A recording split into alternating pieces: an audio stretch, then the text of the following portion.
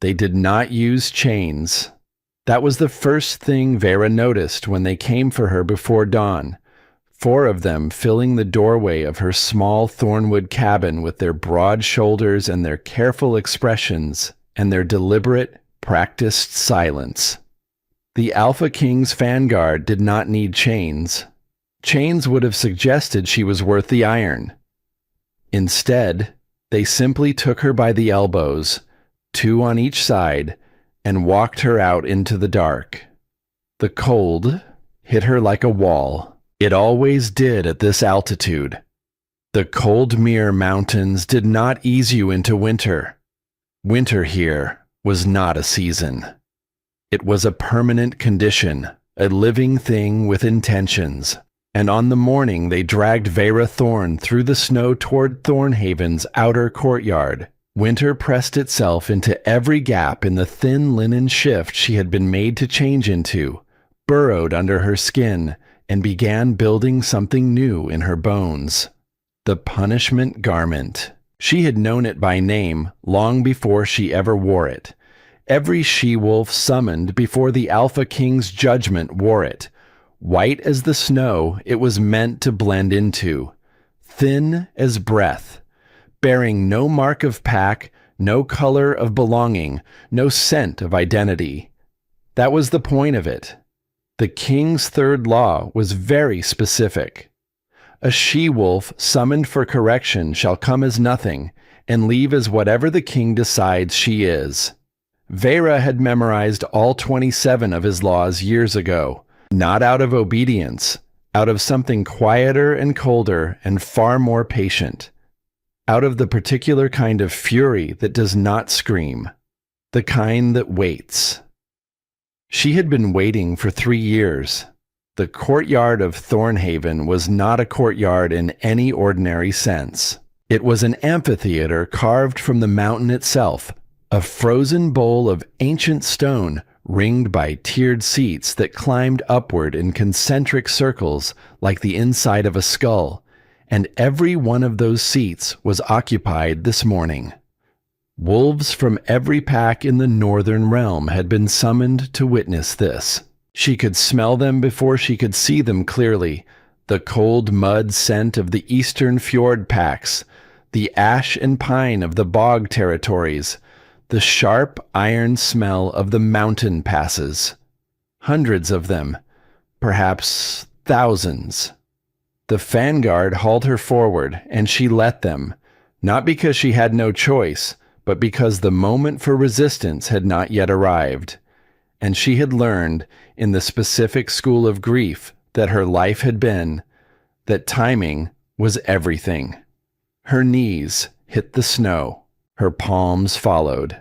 She tasted blood where she had bitten the inside of her cheek, a deliberate thing, something to hold on to while the cold ate through the linen and the eyes of every wolf in the northern realm landed on her back. Let them look, she thought. Let them look until they understand what they are seeing. Then she raised her head. The courtyard was enormous, and at its far end, elevated on 3 broad steps of black granite, was the throne. Not the jawbone of the great wolf Fangrath, as the legend claimed, though the story had served its purpose for decades. Granite, carved and ancient, dark as the Coldmere Mountains themselves, and on it sat Draven Kale. She had prepared herself for the sight of him. She had not, apparently, prepared herself adequately. He was reviewing a parchment when she first looked at him, his head bent slightly, one hand resting on the arm of the throne with the relaxed authority of a man who had never once in his life needed to demonstrate his power. Because his power was simply the air in the room, the gravity of the mountain, a thing you felt before you understood it. His hair was the white gold of old frost, braided with bone clasps that caught the torchlight, hanging past his shoulders. His frame was enormous, broad and carved and weaponized, wrapped in black leather and silver-threaded fur. His jaw was a clean, hard line. His hands were large and still. He did not look at her. That was deliberate. She knew it was deliberate because she had studied this man for 3 years with the focused intensity of someone building a case, and she knew how he operated. The silence was a tool. The wait was a message. You are so small that my attention is the thing I make you beg for. She did not beg. She kept her eyes on him and waited. The cold deepened. The linen soaked through. She could feel the stone beneath the snow now, the rough, ancient surface pressing into her kneecaps, and she thought, distantly, of her mother, of Sarah Thorne, of the way her mother had stood in this same courtyard 14 years ago during someone else's trial, tall and unhurried, her healer's satchel over one shoulder, smelling of winter mint and dried fenlock root, and she had whispered to the small girl pressed against her side, "Timing is everything, Vera. A healer who panics kills the patient. A wolf who moves too soon loses the hunt." A small moan from somewhere to her right cut through the memory. Vera turned her head. A child, a boy of perhaps 5 or 6, had slipped on the icy stone of the lower tier. He was sitting in the snow now, one hand pressed to a knee that had struck the step edge, his face screwed into the particular silent anguish of a child trying very hard not to cry in public. His mother had not seen him fall. She was watching the throne, like everyone else. One of the fanguard at Vera's elbow tightened his grip. The other made a low sound of warning. Vera tore a strip from the hem of the linen shift. The guard's grip became iron. "Do not," he said quietly. "Then let go of my arm." He did not let go of her arm, but he did not stop her either, perhaps because the action was so small, so harmless, so utterly out of place in a setting of judgment and power, that he genuinely did not know what law it violated. Vera reached out as far as his grip allowed and pressed the folded strip of linen into the child's hand, and the boy looked at her with wide gray eyes over his bleeding knee, and she said quietly, "Press it there. Hold it tight. It will stop." The boy pressed it there and held it tight. Vera turned back to face the throne. She felt several sets of eyes on her that were not hostile, not pitying, not curious. Something else. Something that sat in the chest rather than the face. Recognition, perhaps. The particular, carefully buried recognition of people who have spent years watching cruelty operate in this space and cannot remember the last time they saw something that was simply, uncomplicatedly kind. She tucked that away. And then Draven Kale looked up from his parchment and found her face across the courtyard, and everything in the air changed. His eyes were the pale amber of a predator that had never once doubted its right to exist. Glacial and luminous and absolutely certain of themselves. They moved across the courtyard and landed on her with the precise, unhurried quality of a man who had expected to see a she-wolf with her chin down and her gaze averted, because that was what every she-wolf did when brought before his throne. The 14th law required it. A she-wolf in the king's presence shall not hold his gaze unless granted explicit permission. Violation was punishable by 30 lashes or forfeit of pack status. Vera held his gaze and did not look away. Something moved across Draven's face so quickly she might have imagined it. A flicker of expression that was not anger and not amusement, and not the cold, practiced disinterest he wore the way other men wore armor. It was there and gone in less than a heartbeat. something that lived in the same country as surprise. She had studied his face for 3 years. She had absolutely not imagined it. His steward, a small gray-haired man named Farron who flinched every time the mountain wind shifted, cleared his throat and began to read from the parchment in a voice like a reed pulled too tight. Vera Thorne, daughter of Sarah Thorne, deceased of the Thornwood settlement, formerly bonded to no pack, currently designated unmoored. Unmoored. The king's invented word for a she-wolf with no male guardian, no bonded mate, no male elder to vouch for her existence in the formal record. The 6th law. An unbonded she-wolf past the age of 19 shall be classified as unmoored and subject to reassignment by the crown. Reassignment meant exactly what it sounded like. What the she-wolf preferred was not a factor the law considered. Vera was 26 years old. She had been unmoored for 7 years. The charge, Farron continued, his voice dropping slightly as though he was hoping the specific words might pass unnoticed, is violation of the 22nd law. No she-wolf shall organize, conspire, or gather in groups exceeding 3 without the supervision of a bonded male. Vera Thorne was discovered hosting a gathering of 14 she-wolves in the Thornwood cellars, where she was conducting unauthorized instruction in combat techniques and territorial law. A murmur moved through the tiered seats above her like something rolling downhill. Teaching they could understand. Teaching was dangerous, yes, illegal without licenses and mail countersignatures and the correct application of stamps and seals, but it was a comprehensible crime, a small defiance in a familiar shape. But combat techniques and territorial law together, those two things in the same room, in the same hands, those were not a small defiance. Those were architecture. Those were the specific combination that could teach a she-wolf not only how to defend herself, but how to argue the right to do so in front of a council. Dravenkale raised one hand, and the murmur stopped as though he had reached out and physically closed a door.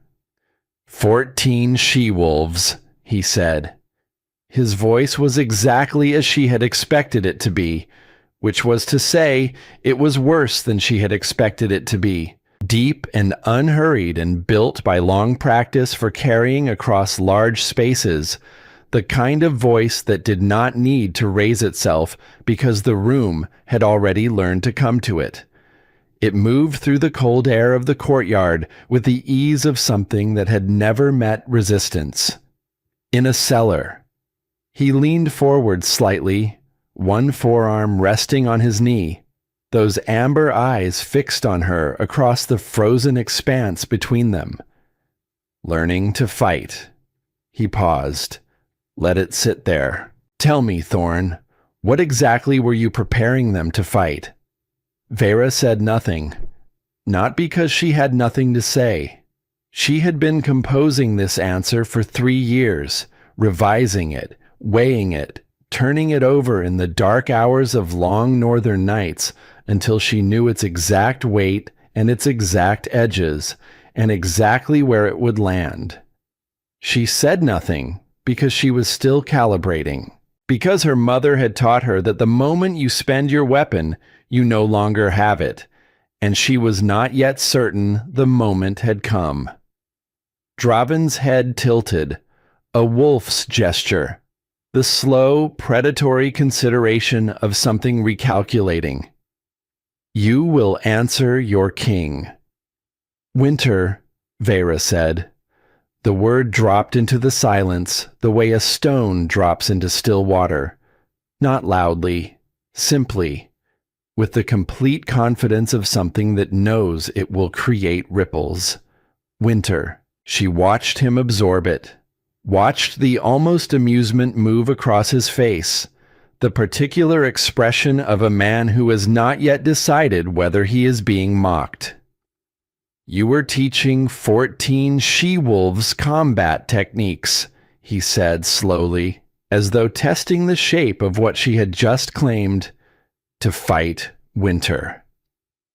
The Coldmere passes have been dangerous for 3 seasons, Vera said. Her voice was flat and controlled, and cost her something to keep that way, but she kept it that way.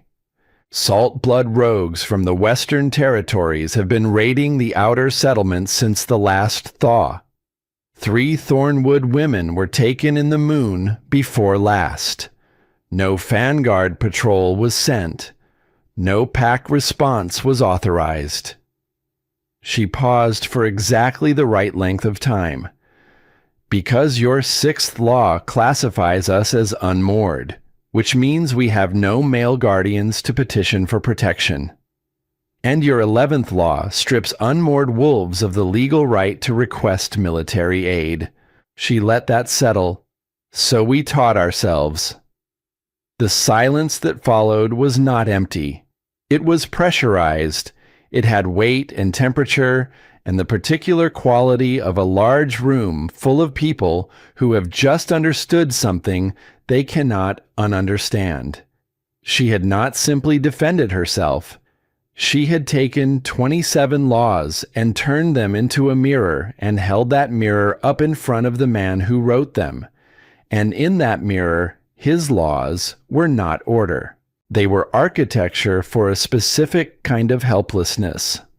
Kessin, the realm's chief lawkeeper, a thin, precise man who stood at the edge of the throne platform with a permanent expression of careful analysis, had gone very still.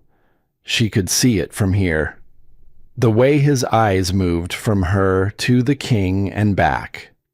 The particular stillness of a man who has spent his career building a machine, and is only now hearing the sound its gears make when they turn in the wrong direction. Draven's jaw tightened, just barely, a degree of movement that most wolves in this courtyard would not have caught. The law, he said, exists for order. The law, Vera said, exists for you. The lash came fast, not from Draven. He would not sully his own hands for this. From Mordek, the chief vanguard, a wall of muscle and unquestioning obedience positioned at the base of the throne steps. A man who had carried out every order given to him in 23 years of service without hesitating long enough to examine whether he should. The whip was braided leather with small iron barbs woven into the last quarter of its length. It caught Vera across the back, and the linen shift opened like a wound. She had known it was coming.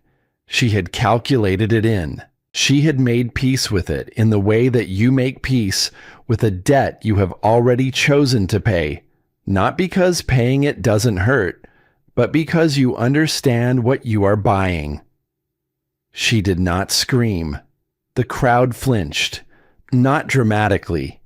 The small, involuntary recoil of bodies that have felt something even though it happened to someone else.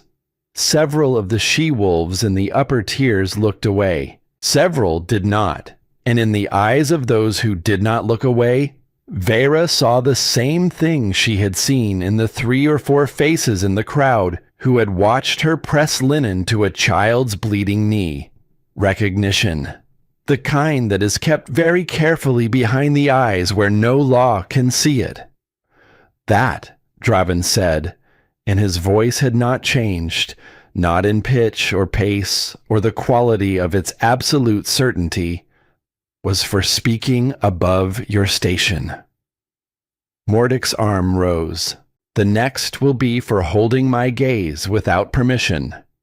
The arm held its position. And the third will be for the insult to the crown. He held up 3 fingers, almost casually, the gesture of a man noting an unimportant sum. 3 lashes, when the law allowed 30. When a different reading of the 22nd law might have allowed more. The lightness of the sentence was its own message. You are so small that 3 is sufficient. You are so insignificant that the full weight of the law would be more attention than you deserve. Mordec's arm rose again, the second lash fell, and then the wind changed, not as a figure of speech, not as metaphor. The actual wind, which had been blowing steady and cold from the north all morning, carrying the pine and permafrost scent of the high peaks, shifted. It came from the south now. It came warm and wrong and carrying something that had no business existing in this courtyard at this moment. Something that made every wolf on every tier of that frozen amphitheater go absolutely still. Bonding scent. The involuntary, undeniable, biologically non-negotiable scent that announced the presence of fated mates. Ancient as wolfkind itself. Older than the realm, older than the laws, older than the throne they were all gathered around. The scent that the wolf knew before the human mind had finished forming the thought. It was coming from Vera, and it was answering something in Draven Kale. She felt it before she understood it, a warmth in her chest that had nothing to do with the actual temperature, a pull in her sternum like someone had wrapped a hand around her heartbeat and was drawing it gently forward. Her wolf, which had been quiet and furious and carefully restrained all morning, suddenly stood up inside her, with its whole attention fixed on the man on the throne. No, Vera told it. Not yet. Stay with me. Draven had gone very still. His amber eyes had widened by a fraction, the pupils dilating in the cold light, and the hand that had been resting so easily on the arm of his throne had closed slowly into a fist. Not a fist of anger. A fist of a man gripping something to keep himself from reaching for something else. The realization moved through the courtyard in waves. The wolves closest to the throne understood first, read it in the king's face, and then confirmed it in their own noses. Then the middle tiers caught it, whispers moving through the cold air like something catching fire. By the time it reached the upper seats, the entire amphitheater was vibrating with the impossible, unavoidable truth. The Alpha King's fated mate was the woman kneeling in the snow before his throne. The woman he had just ordered whipped. The daughter of the woman he had ordered hanged. Mordec's whip arm had lowered without him seeming to notice. He was looking at the king with the expression of a soldier who has been given two contradictory orders simultaneously and does not know which one his body is supposed to follow. Draven stood. He descended the 3 steps from the throne with the measured, deliberate pace of a man who was, for the first time in his reign, not entirely certain of the ground beneath him. He crossed the snow toward her, every step calculated, every step costing him something that did not show on his face. He stopped 2 paces from her and looked down, and Vera Thorn, kneeling in the snow in a torn punishment shift with the wounds of his whip still open on her back and the cold making a second skeleton inside her bones, looked up. Their eyes met. The bond surged between them like something that had been waiting for exactly this moment for longer than either of them had been alive. The air shimmered. The snow in a perfect circle around them softened and drew back. Both their heartbeats synchronized in a single double thunder that echoed off the ancient stone, and she felt the bond reaching for her with the enormous gravitational pull of something that believed, with every mechanism it possessed, that this was right, that this was fated, that this was the answer to a question as old as their kind.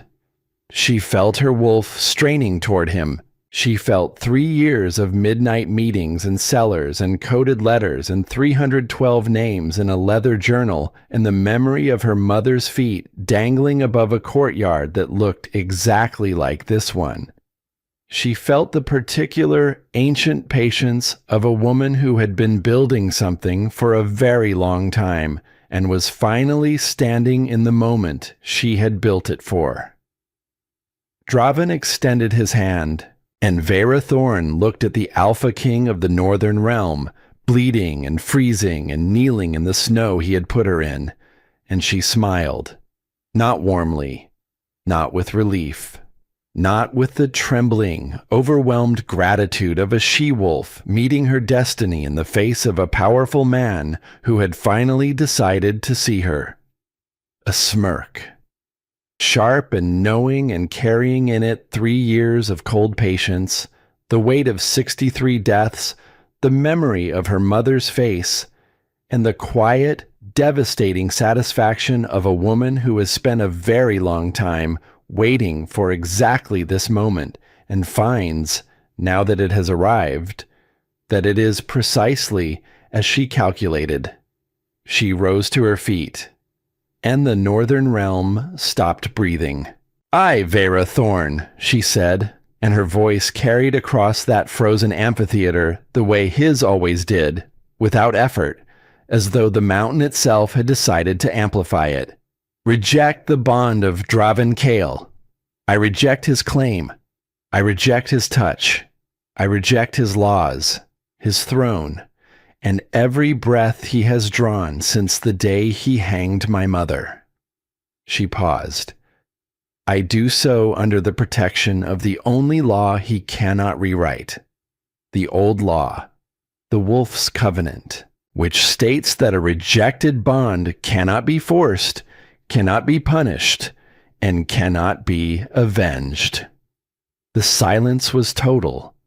Vera turned to the crowd, to the thousands of faces on the tiered seats of that ancient stone bowl, to the gray manes and the ash cloaks and the iron tooths and the careful, muzzled faces of the high-born she-wolves in the upper rows who had learned long ago to smile through whatever the king required of them. "Remember this," she said. Then she turned her back on the Alpha King of the Northern Realm and walked barefoot through the snow toward the courtyard gate, trailing blood and the faint, mocking scent of a bond that had been offered to power and found it unworthy. Behind her, she heard nothing. Not pursuit, not command, not the voice that could carry across any space without raising itself. Only silence. She did not look back. She had known she would not need to. She had spent 3 years making sure she would not need to. And Draven Kale stood in the snow with his hand extended into empty air, and for the first time in the memory of anyone present, the Alpha King had no law to tell him what came next. The wind followed her out of the courtyard. Vera did not run. Running was a signal, and she had spent 3 years learning to manage the signal she sent. She walked through the gate at the pace of someone who had somewhere to be and had already decided everything else was irrelevant, and the wind from the south came with her, pressing against her back, carrying the faint warmth of lower altitudes, carrying the scent of pine forest and thawed earth, and the particular green smell of things that had survived winter and intended to go on surviving. She counted her steps. 1 through 40, she was still inside Thornhaven's outer walls, still visible from the gate tower, still technically within reach of any order Draven might give. She kept her pace even. She kept her spine straight, despite the wounds across her back that had stopped being pain and started being something more fundamental. A deep, wet heat that moved with her breathing and told her the linen shift had adhered to the cuts in several places. She did not think about that yet. 41 through 90, she passed through the outer gate and onto the mountain road. the ancient switchback path that descended from Thornhaven's elevation in long, deliberate curves, the stone worn smooth by centuries of pack wolves moving between the fortress and the territories below. The Coldmere Mountains rose on her left, indifferent and enormous.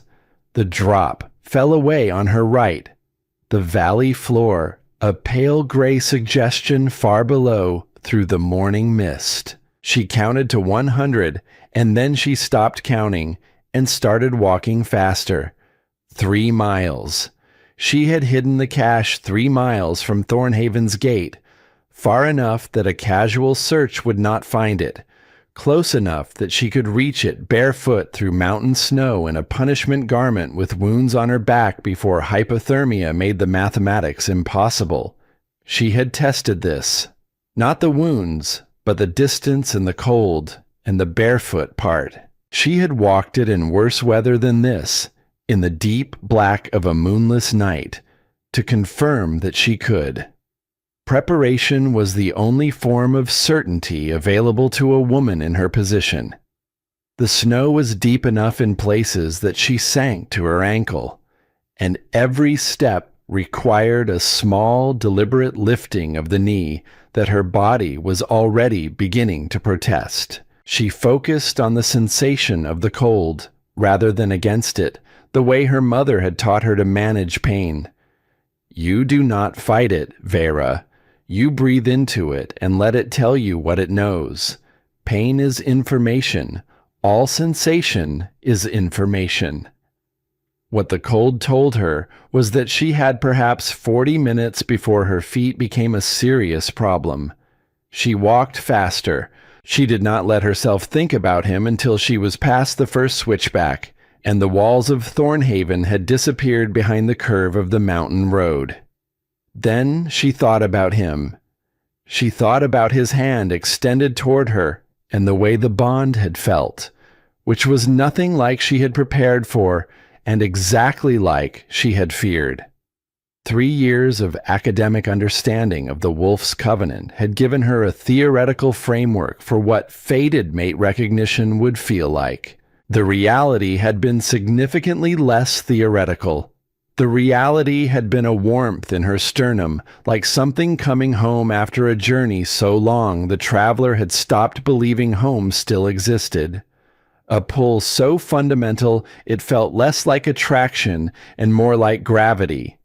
Like the bond was not asking her to come closer, but simply informing her that closer was the direction she was already moving, and had always been moving, and would continue to move if she did not actively choose otherwise. She had actively chosen otherwise. The choosing had cost her something she had not put a name to yet. She pressed that thought flat and kept walking. The cache was exactly where she had left it 6 months ago, buried beneath a flat-faced granite shelf on the western side of the road where the rock face created a natural overhang and the snow accumulated in a way that concealed the disturbed earth beneath. She found the stone marker she had placed without looking for it, her feet remembering the count from the road's edge, and she knelt in the snow and dug with her bare hands until her fingers hit the oilskin wrapping. Inside, fur-lined boots, a size larger than her feet to allow for wool wrapping. A heavy cloak of dark gray wool, thick enough to matter, with a hood wide enough to conceal her face at a distance. Dried meat wrapped in cloth. A knife with a bone handle, the blade recently sharpened. A small bundle of winter mint and dried fenlock root, her mother's herbs, kept not for healing, but for the smell of them. And at the bottom, wrapped separately in a second layer of oilskin, a leather journal. She opened it. 312 names, written in a hand so small it required good light to read, which was why she had memorized all of them. She did not need to read them now. She simply held the journal for a moment, feeling the weight of it, the specific gravity of 3 years of work compressed into something that fit in one hand. Then she dressed herself, methodically, starting with the boots. The wounds on her back pulled and wept, and she worked around them with the careful efficiency of someone who has accepted a cost and is focused on what comes next. She wrapped her feet in the wool strips first, then pulled the boots on. The cloak went over the torn shift, and the warmth of it hit her so suddenly she had to stop and simply breathe for a moment, her eyes closing, her body realizing all at once how close it had been to the line. She ate 3 strips of dried meat, standing up. Then she took the small signal mirror from the inside pocket of the cloak, angled it toward the pale winter sun, and sent 3 flashes in the direction of the thornwood tree line a 1/4 mile below. Short, long, short. The signal was real. She put the mirror away, shouldered the pack she had also extracted from the cache, and began the last descent toward the forest. Somewhere in the northern realm, 312 wolves were receiving a message. It is done. The smile was real. What most people would not understand at first was that the message was not a military order. It was not a tactical command or a battle cry or the opening move in a campaign. It was proof. Proof that the Alpha King was not untouchable. Proof that a woman could stand in his courtyard with his whip marks on her back and his bond singing in her blood and still choose, still decide, still smirk.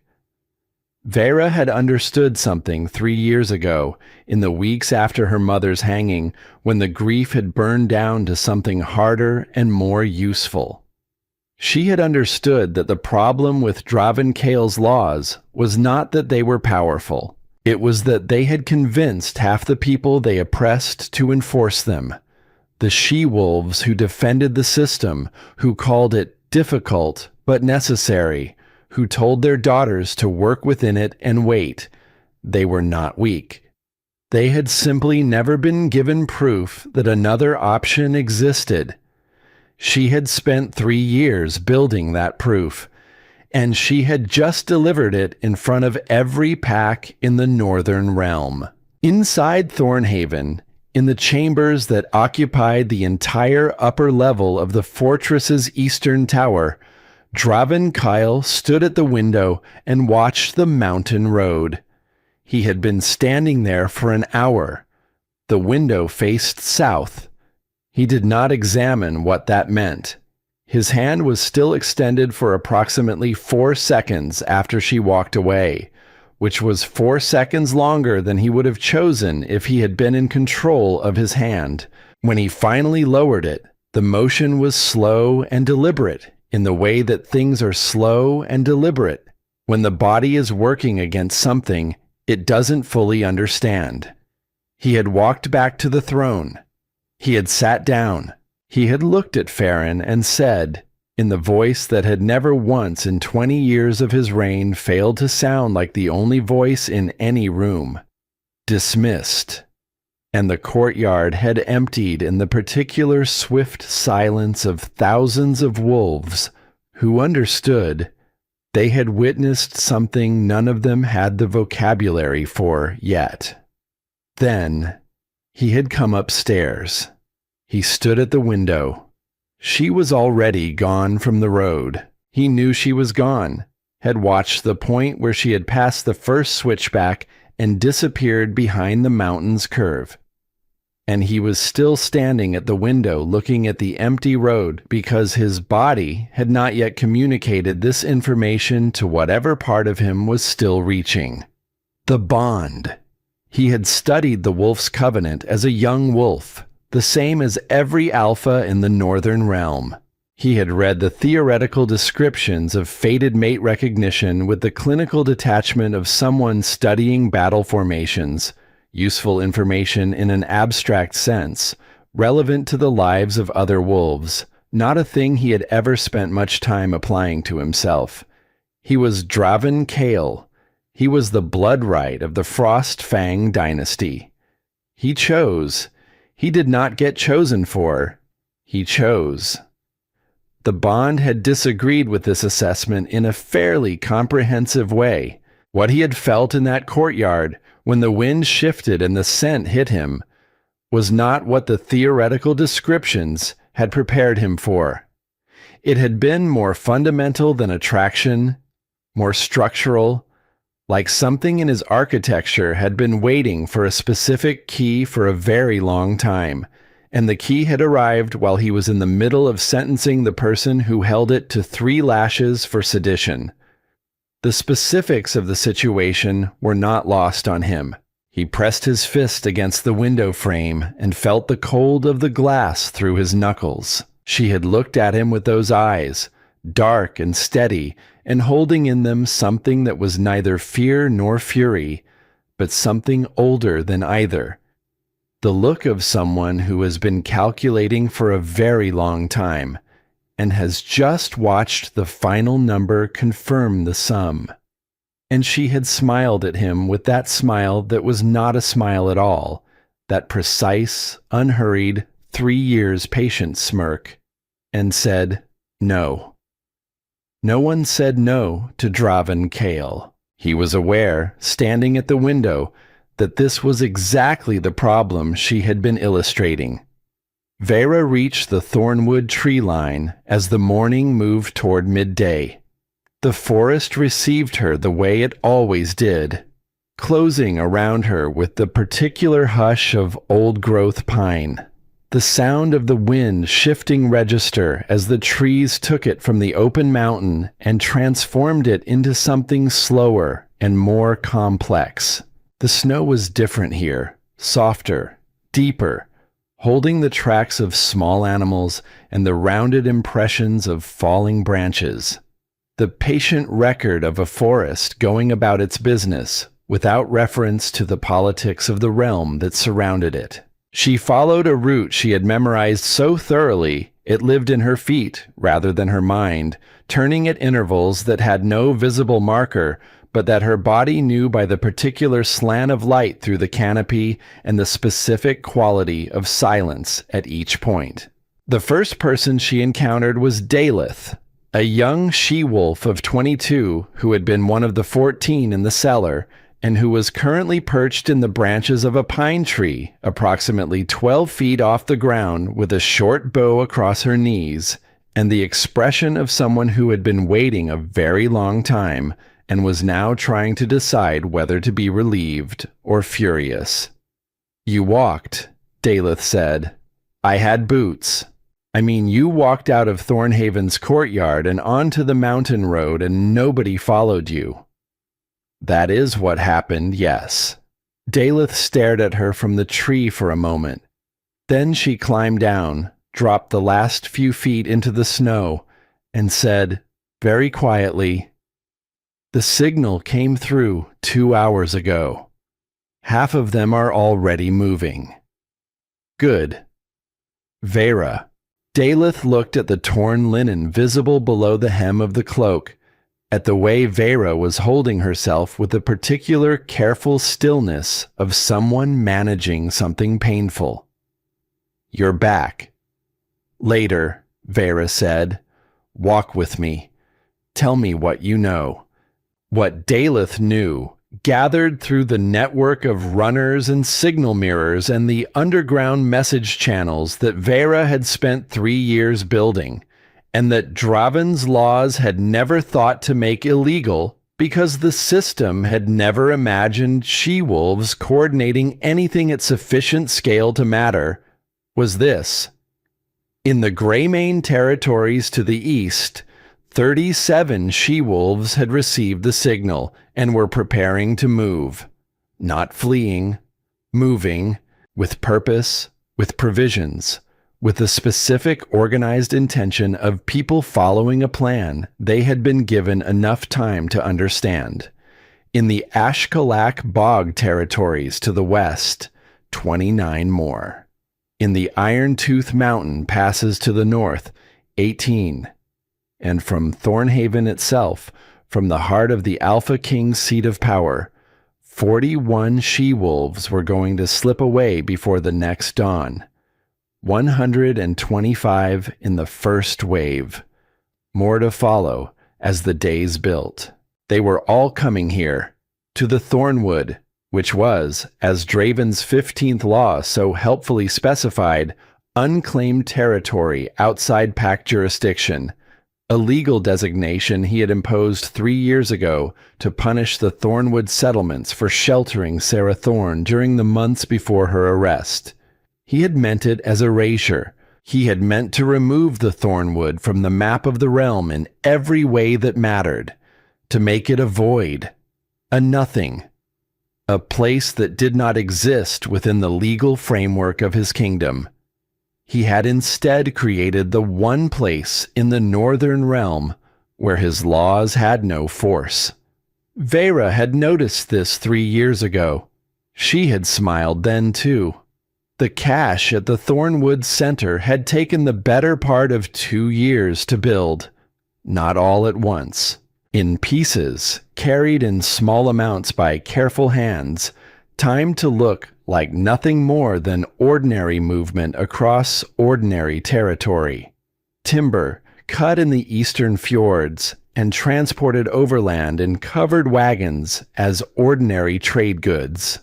Tools acquired through a network of sympathetic merchants who asked no questions and received no explanations. Seeds, herb treated and preserved using the old craft techniques that the king's 9th law had tried to eradicate, carried in cloth packets by women who had memorized them inside the lining of ordinary winter cloaks. Gwyneth had organized most of the physical preparation. Gwyneth was 60 years old. For 40 of those years, she had served as laundress at Thornhaven's lower garrison, a position so far beneath the notice of any wolf with authority that she had passed her entire career in a state of comprehensive invisibility, which had suited her purposes in ways she had never seen any reason to explain to anyone. From her position at the laundry basin, Gwyneth had a direct and unobstructed view of the garrison's main training ground. She had watched soldiers drill for 4 decades. She had memorized every technique, every formation, every variation and counter and defensive configuration, with the patient, systematic attention of a woman who understood that knowledge stored in the mind cannot be confiscated. When Vera had found her 3 years ago and explained what she was building, Gwyneth had looked at her for a long moment with the considering expression of someone doing a complex calculation. Then she had said, "I have been waiting for someone to ask me." By the time Vera walked into the Thornwood clearing on the morning of her rejection, Gwyneth had already organized 3 training sessions. The clearing was not yet a village. It was the beginning of one, the skeleton of one, the committed intention of one expressed in freshly cut timber and packed snow, and the organized, purposeful movement of she-wolves who knew what they were doing because someone had taken the time to explain it to them in advance. Shelter frames were going up in the southwest corner, where the old-growth pines created a natural windbreak. A central fire had been established and assigned a rotating keeper. The herb garden, which was not a garden yet, but would be, had been marked out in the snow with stakes. Vera stood at the edge of the clearing and looked at it. She had built this in her mind so many times, across so many nights, in such specific and methodical detail, that the sight of it existing in the actual world created a disorientation she had not anticipated, not doubt. Something stranger. The particular vertigo of a future that has been imagined for so long that its arrival feels simultaneously inevitable and impossible. "Your back needs attention," said a voice at her elbow. Messin, the Thornwood's eldest she-wolf and the nearest thing the settlement had to a senior healer, was 44 years old and had the expression of someone who had seen every form of unnecessary suffering and had personal objections to all of them. She was already unwrapping a cloth bundle of supplies. 5 minutes, Vera said. Now, Messin said. Vera sat on a timber frame and let Messin work. The wounds were 3 clean lines across her upper back, deep enough to scar, not deep enough to threaten. Messin cleaned them with a preparation of winter mint and something that smelled of cold earth, and drew the heat out of the inflammation. And Vera sat with her hands resting on her knees and breathed into it the way her mother had taught her, and did not make a sound. People are watching you, Messin said quietly, her hands moving with the steady economy of long practice. Everyone who just arrived and everyone who has been here. They are all watching to see how you hold yourself. I know. The signal worked. You should know that. 40 minutes after the mirror flash, I had runners from 4 territories. Whatever you did in that courtyard, it moved fast. Vera said nothing. Messin was quiet for a moment, winding a clean cloth around the wounds in a way that would allow movement. Then she said in a slightly different tone, lower, the tone of a conversation rather than a medical report. There is a rumor about what happened before the lashes, about a scent. The fire crackled. Somewhere in the trees, a branch shed its snow load with a sound like a held breath releasing. The rumor is accurate, Vera said. Messin's hands stilled for just a moment. Then they resumed their work.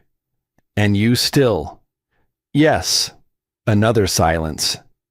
Your mother would have, Messin began. Yes, Vera said. She would have. She also would have understood why. In Thornhaven, Draven did not eat dinner. Farron brought it, the usual spread, and Draven looked at it from across the room with the focused absence of a man trying to locate an appetite he was certain he'd had that morning and appeared to have mislaid somewhere on the mountain road. Everything had a smell now that was not its smell. The spiced wine smelled like winter air. The roasted meat smelled like pine resin and something warmer beneath it, something that his wolf kept orienting toward with the blind insistence of a compass needle finding north. He pushed the tray aside. He had spent the afternoon in the council chamber going through the legal dimensions of what had happened with Kessin and 2 of the senior lawkeepers, men who had spent their careers inside the mechanisms of his laws, and who were now discovering, with various shades of controlled panic, that the mechanisms had produced an outcome none of their frameworks had provisions for. The Wolf's Covenant was not a king's law.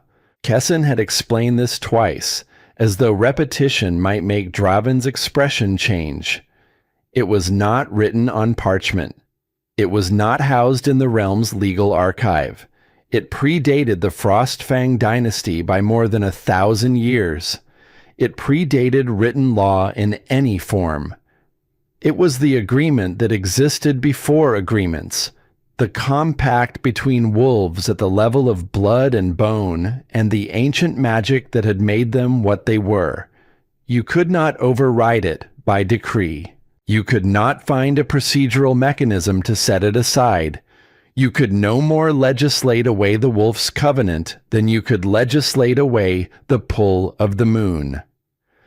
Find a way, Draven had said. Kessin had looked at him with the expression of a man who is trying very carefully not to say what he is thinking. Sire, he had said at last, there is no way. Now Draven stood at the window again.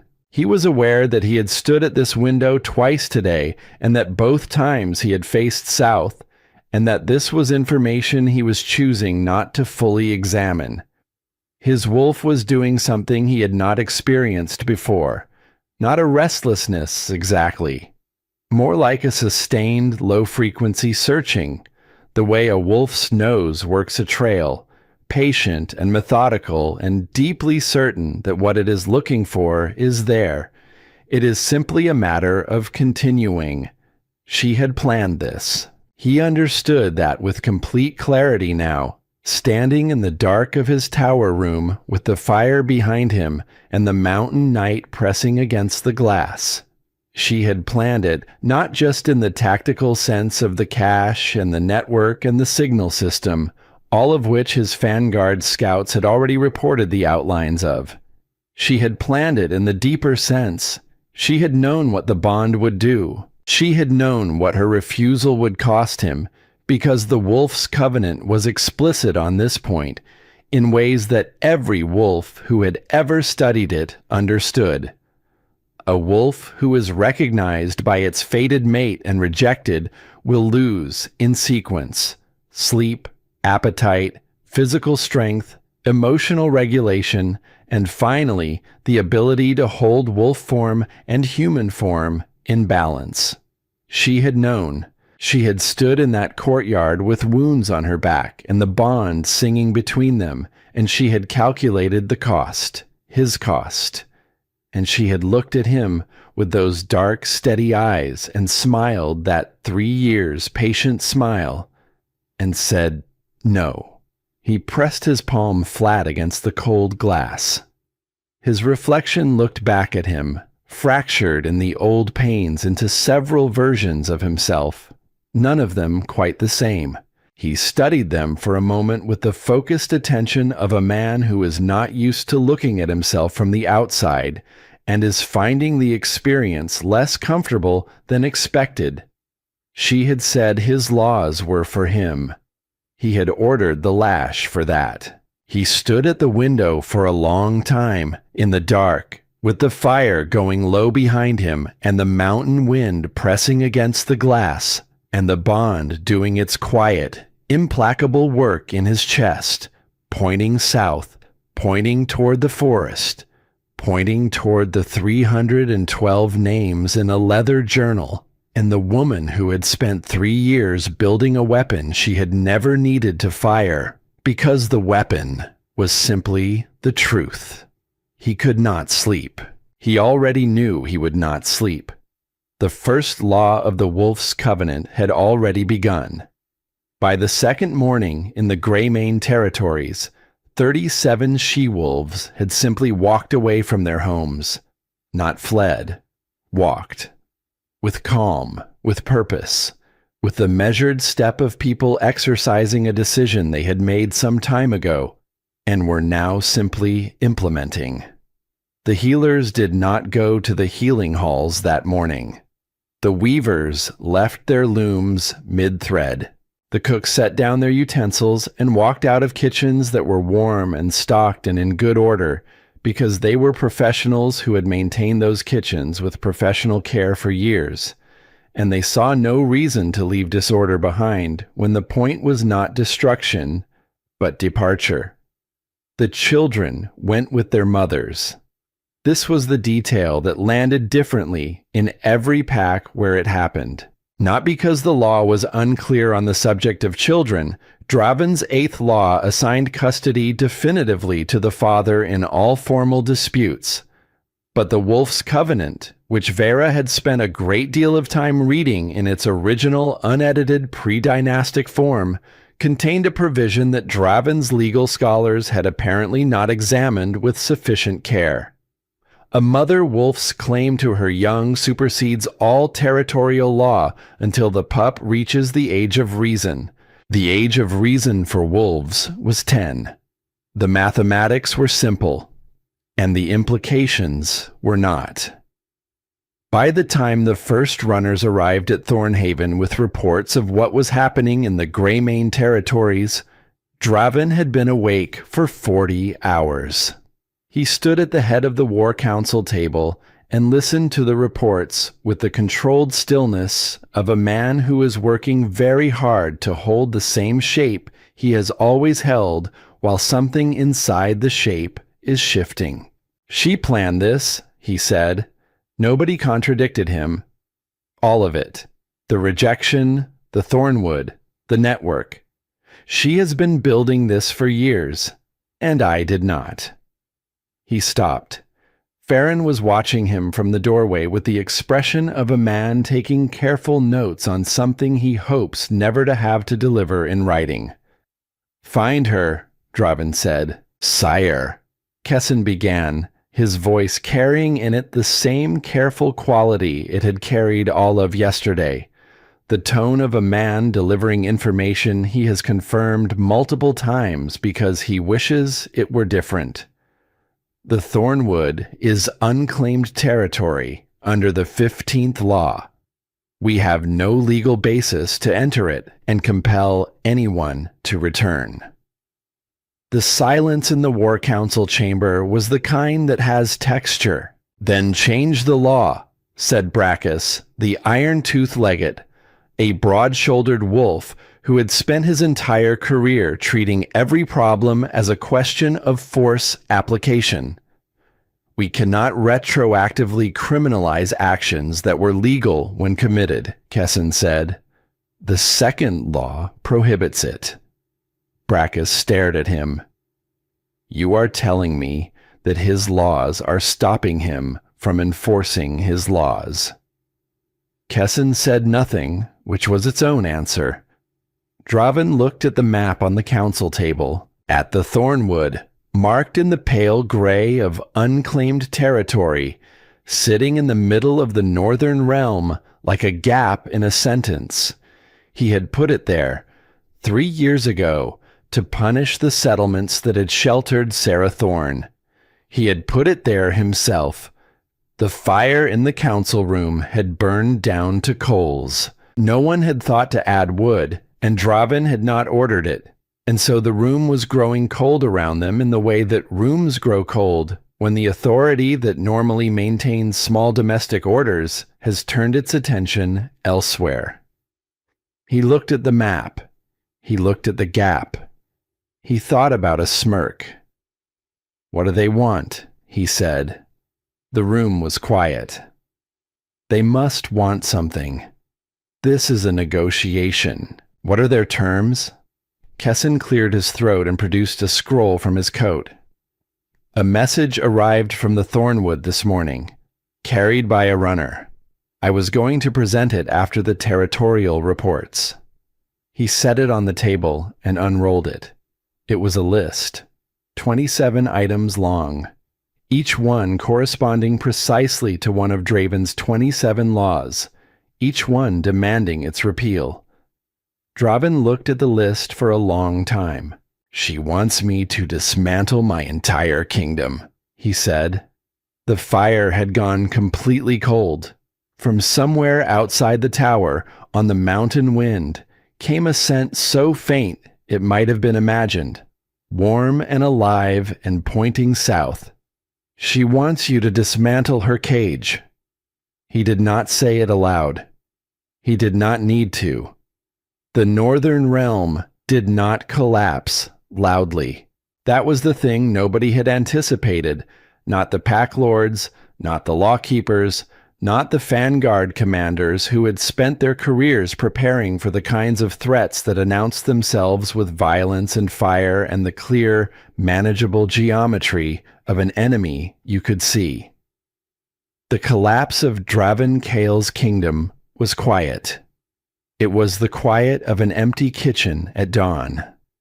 The quiet of a healing hall with no healer in it. The quiet of a child asking where his mother was and receiving no answer that made sense. It was the quiet of a structure discovering, board by board, that the weight it had been resting on was gone. By the 4th day, the number of she-wolves in the Thornwood had reached 260. By the 5th, it passed 300. The settlement was no longer a settlement in the provisional sense. It was becoming something with permanence in its bones, with the particular organized density of a place that has decided it intends to exist. Gwyneth ran the training ground with the systematic thoroughness of someone who has had 40 years to think about how she would do this if given the chance. She divided the she-wolves by age and physical condition and prior experience and ran 3 sessions a day.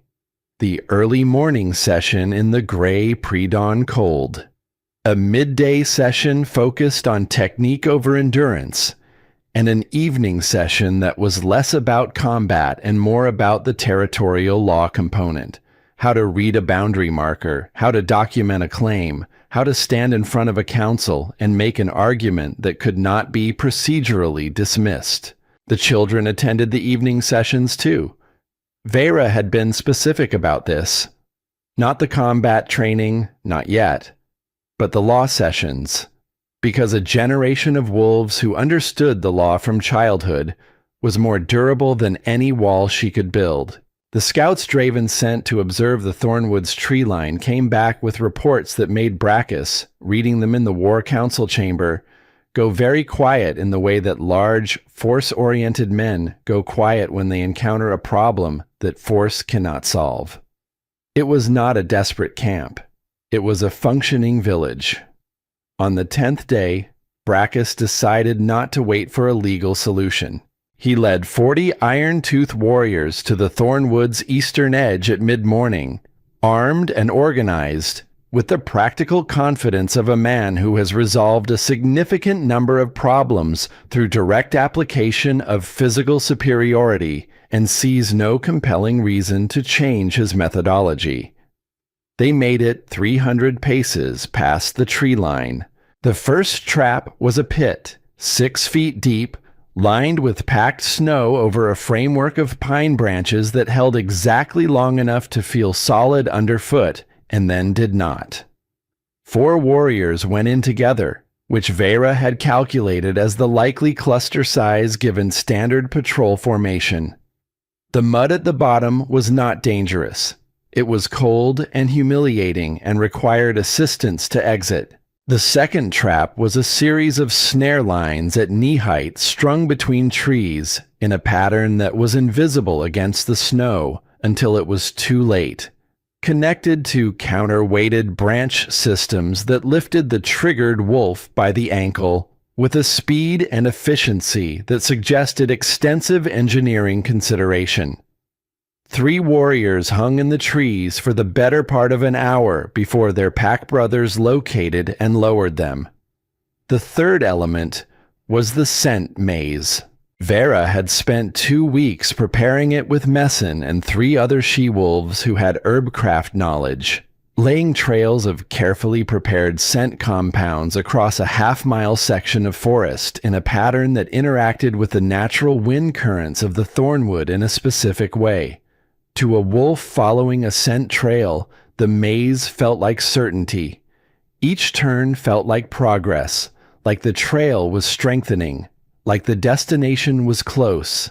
The trails led, with beautiful and absolute consistency, back to the point of entry.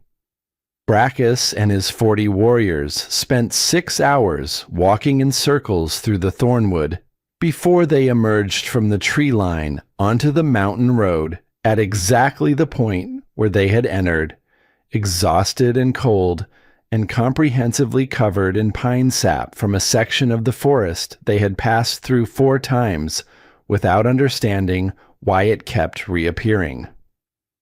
Gwyneth was standing at the tree line. She was 60 years old, gray-haired, wearing a practical wool cloak, holding a small bundle of laundry under one arm with the unhurried expression of someone who has been waiting a reasonable amount of time and is not particularly surprised by what she sees.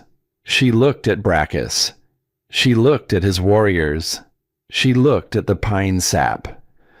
"Laundry service is available in the settlement," she said, "if any of you need it." Brachus stared at her. Gwyneth waited. Brachus turned and walked back toward Thornhaven without a word. The story reached every pack in the northern realm within 2 days, carried by the same runner network that had carried Vera's signal, moving through the whisper channels with the particular velocity of a story that people want to tell because it gives them something they have not had in a long time. Not just the tactical humiliation of 40 trained warriors by a she-wolf with a laundry basket. Something larger, The conceptual crack it opened in an idea that had been presented as natural law. The idea that she-wolves needed protection. The idea that they required guidance and supervision and the governing hand of male authority to function. That idea had just been walked in circles for 6 hours by a 60-year-old washwoman. It did not survive the pine sap. What Vera did not show anyone was the 15th night. She had kept herself moving since the day she walked out of Thornhaven's courtyard, kept herself useful, kept herself visible in the specific way that a leader needs to be visible, present, and steady, and certain enough that the people around her can borrow certainty when their own runs low.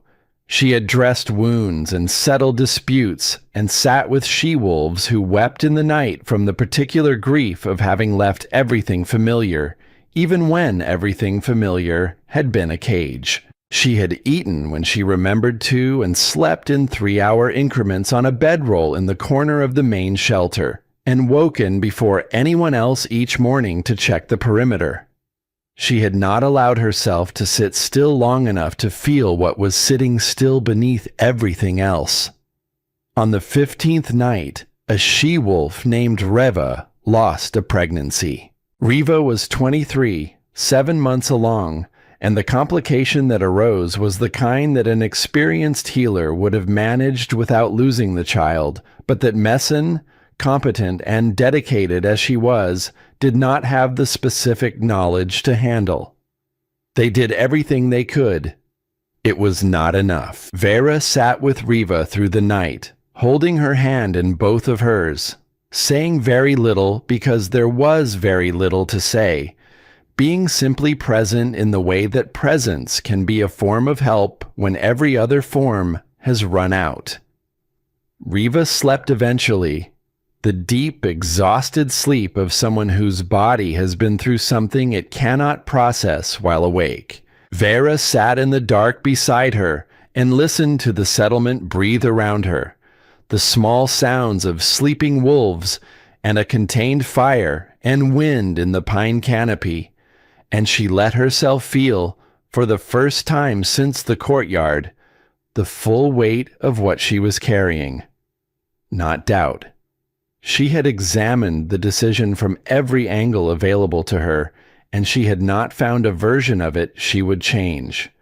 But grief had its own logic, and it did not require doubt as a prerequisite. She reached up and touched the small piece of bone that hung at her throat, the mended fragment of her mother's healer kit, the only thing they had given her after the hanging, placed in her 12-year-old hands with the particular bureaucratic indifference of institutions that process deaths and are uncomfortable with the humans inside them.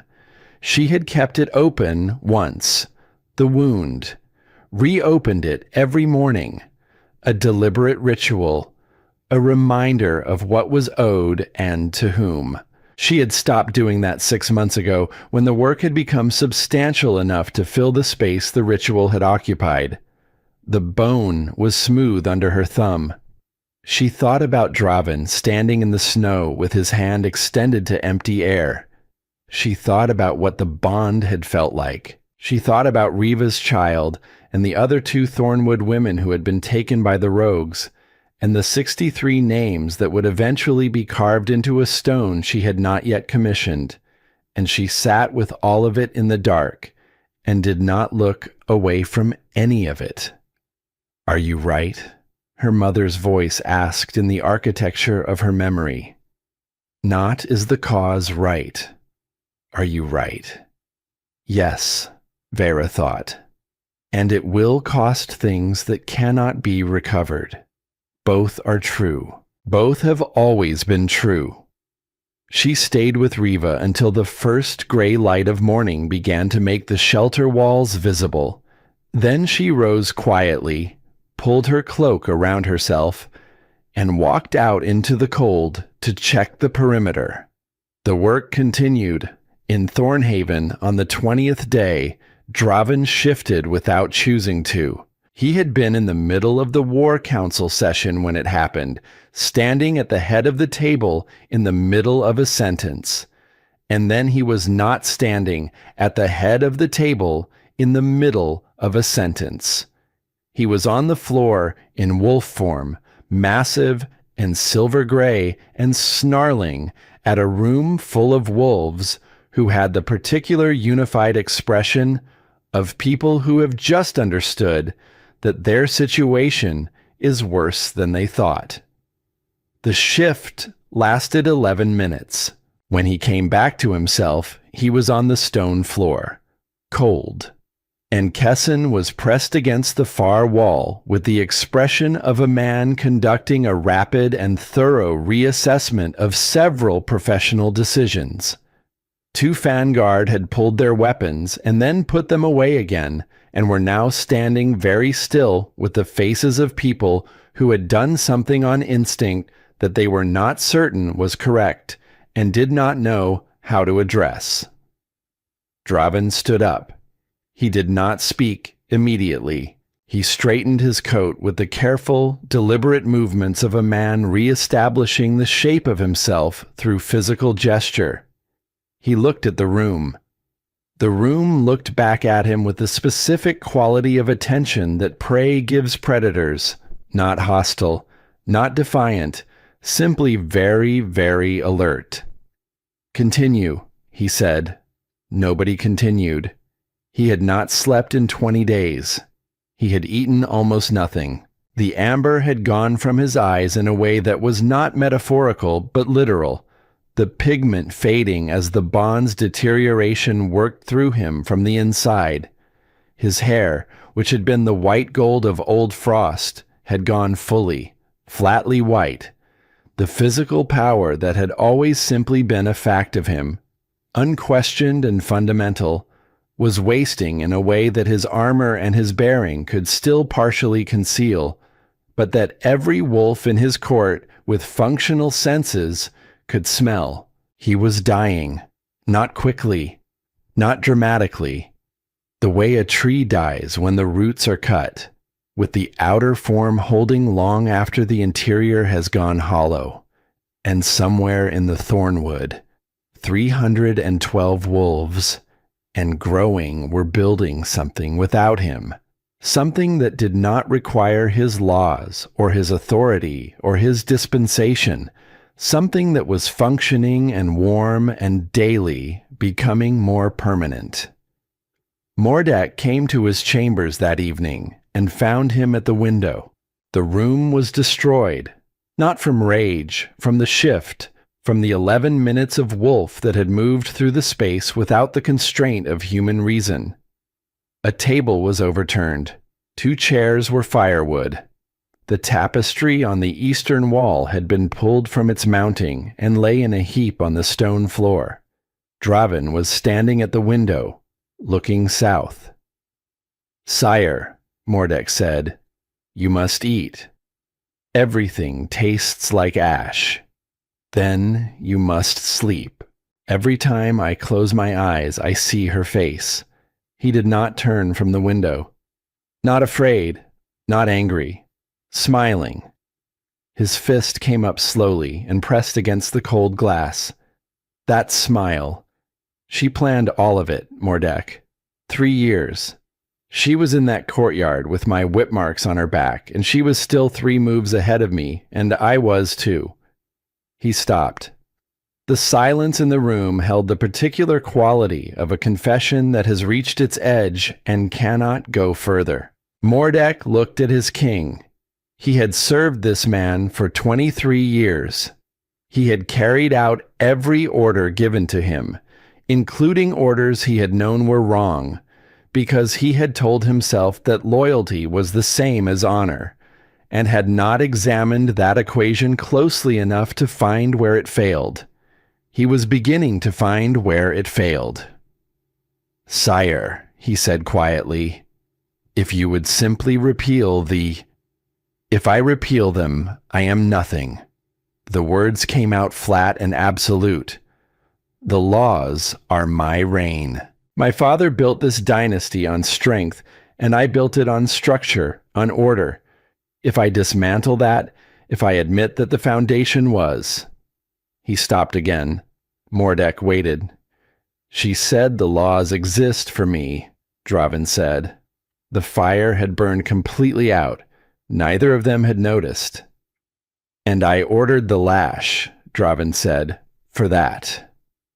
Mordek said nothing. Outside, the northern realm was rearranging itself around the absence of the women who had held it up, quietly and without acknowledgement, for the entirety of Draven Kale's reign. Packs were burning through their winter stores. Wounds were going untreated. Children were asking questions that their fathers did not know how to answer. And in the Thornwood, by firelight, a woman with 3 healing scars on her back and 60 years of patience in her hands was teaching she-wolves to fight. That night, Draven shifted again. He did not shift back for 6 hours. He came on foot. That was the first thing the Perimeter Watch reported, and it was the detail that made Vera set down the timber she was carrying and turn to look.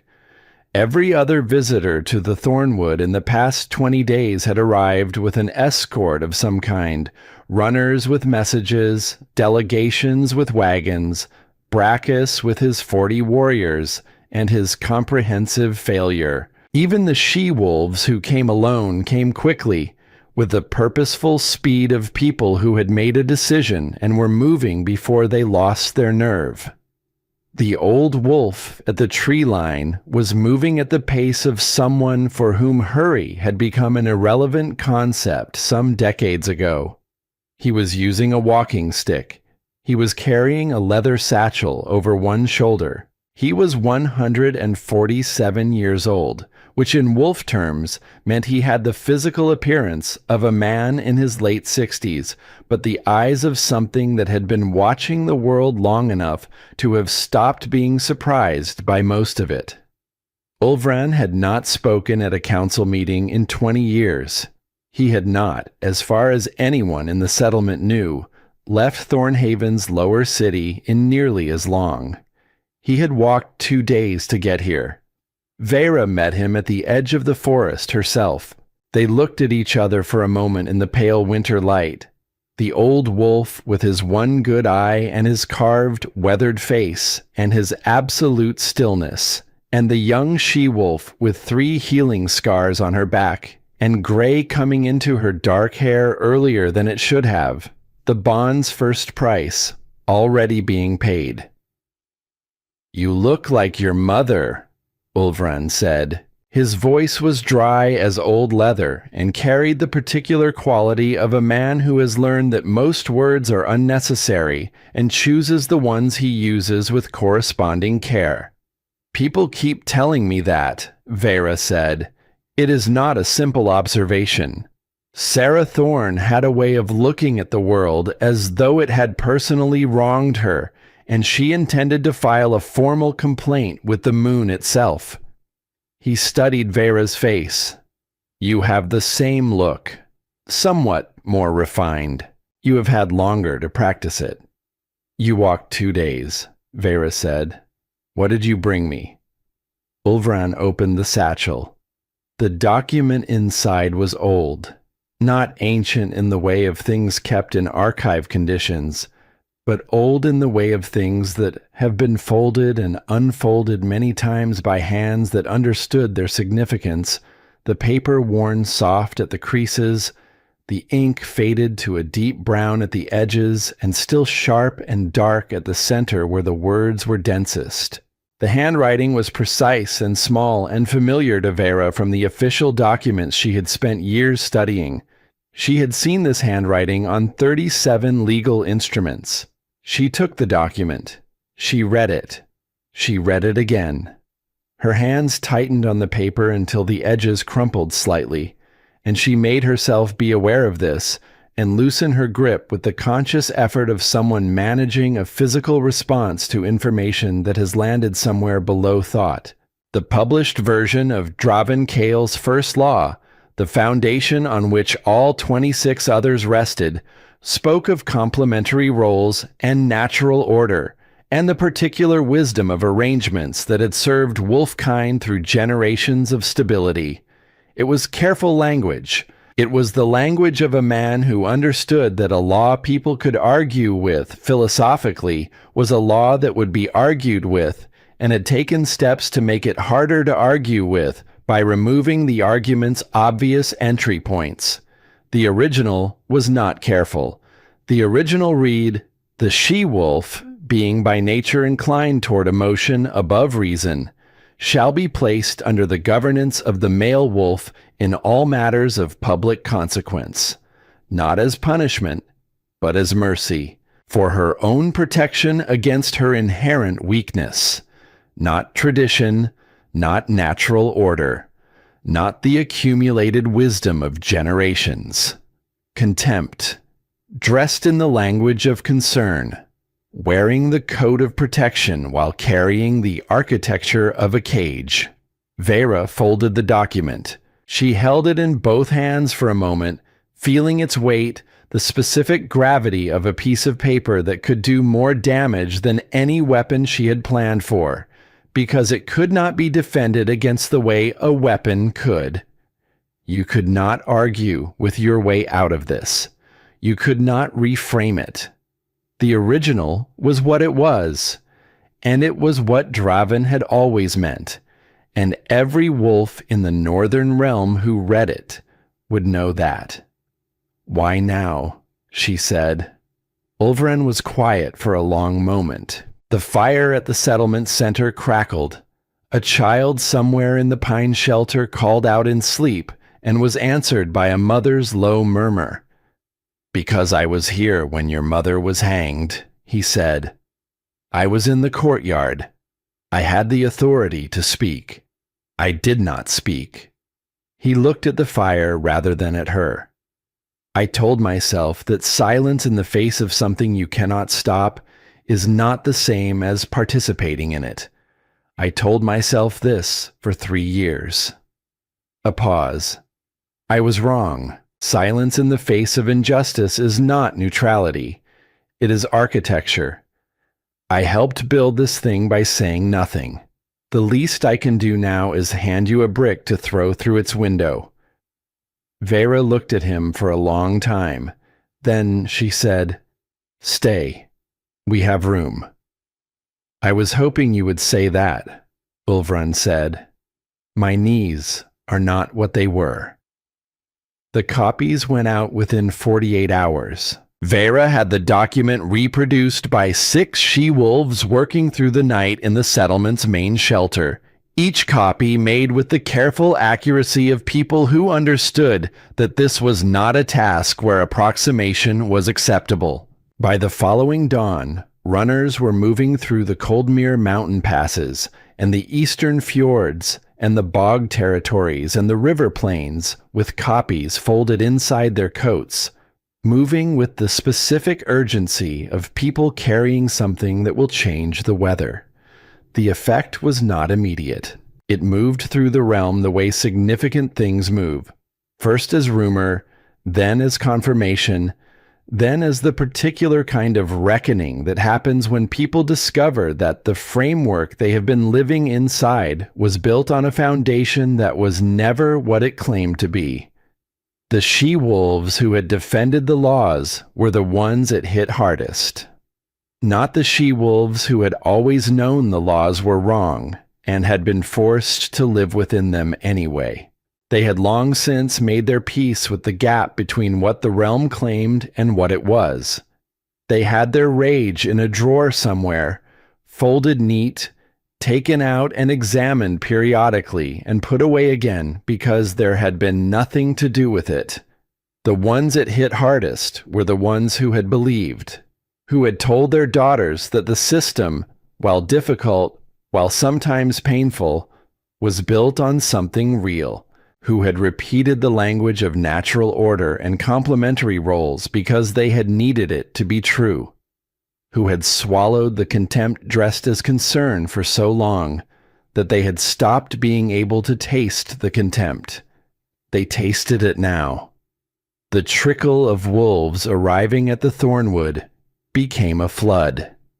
Within 3 days of the document's distribution, the settlement population had passed 500. Then 6. Wolves came in the night and in the early morning, and in the flat, gray middle of winter afternoons, arriving at the tree line with children and provisions and the particular expression of people who have just put down something very heavy that they had been carrying for a very long time, and are still not quite certain their hands know what to do with the absence of it. Not all of them were she-wolves.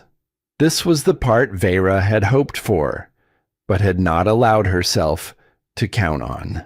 Kaywin arrived on the 18th day, a young wolf of 24 from the Greymane territories, carrying a medical pack over one shoulder and the particular expression of someone who has been waiting for a reason to do something he has known for a long time he needed to do. His mother had been the senior healer of the Greymane pack before the 9th Law had stripped her license for practicing without the required male countersignature. She had spent the last 4 years teaching him everything she knew, working around the law through him, using his name and his gender as the signature the system required. He set his medical pack down at Messon's feet and said, without preamble, "Tell me what you need. I have the signatures. I intend to keep signing things until you do not need signatures anymore." Brynvor came on the 20th day, an Ashkalak elder with a face like carved mountain stone and a wagon loaded with winter grain. He had lost his daughter to the 6th Law's forced bonding. She had been paired with a violent mate at 16 and died of injuries the pack healer had been afraid to treat without male authorization. He unloaded the grain in silence, sat beside the central fire, and when someone brought him food, he accepted it and wept with the quiet, controlled grief of a man who had held something in for a very long time, in a place that had finally become safe enough to put it down. Vera sat with him for a while. She did not say much. She had learned that the people who came to the Thornwood did not always need words from her. Sometimes they needed to sit near someone who had made the decision they were in the process of making, and let the proximity do the work. By the 22nd day, nearly a third of the settlement's 600 wolves were male. The battle lines were not where Draven had drawn them. They had never been where Draven had drawn them. On the same 20th day that Draven shifted involuntarily in his war council chamber, Torvin of the Greymane pack arrived at the Thornwood's eastern edge with a small escort and a white cloth tied to a pine branch. He was a pragmatic wolf, 41 years old, alpha of the largest and oldest pack in the northern realm. And he had the expression of a man who had done a very specific kind of accounting and arrived at conclusions he could not argue his way out of. He had watched 2 of his best warriors suffer preventable injuries because there were no healers left. He had watched his winter provisions deteriorate at a rate that would leave the pack in serious difficulty before the thaw. He had watched fathers move through the pack house with the hollow-eyed bewilderment of men who had not understood, until the absence demonstrated it, how much of the structure of their daily lives had been maintained by hands they had stopped noticing. He had read the original First Law. He had sat with that for 2 days. Then he had come here. Vera met him at the tree line. She had learned to read delegations by this point, the body language of people coming to negotiate versus the body language of people coming to demand. And Torvin's bearing had in it something she had not seen from any pack representative yet. Not performance, not political positioning. A man who had looked at a situation clearly and was here because the arithmetic was unambiguous. "I read your list," Torvin said. All 27. 12 of them I can implement within Greymane territory immediately, without requiring the king's authority. The other 15 need crown sanction I cannot give. He paused. Which 12 do you want first? Vera looked at him for a long moment with the surgical attention she had developed over 3 years of learning to read people in conditions where misreading them had costs she could not afford. He was not bluffing. Sit down, she said. We have a great deal to discuss. They negotiated for 4 hours, by the central fire with Ulvran present as institutional memory, and Messin present because the healing laws were too important to leave to summary.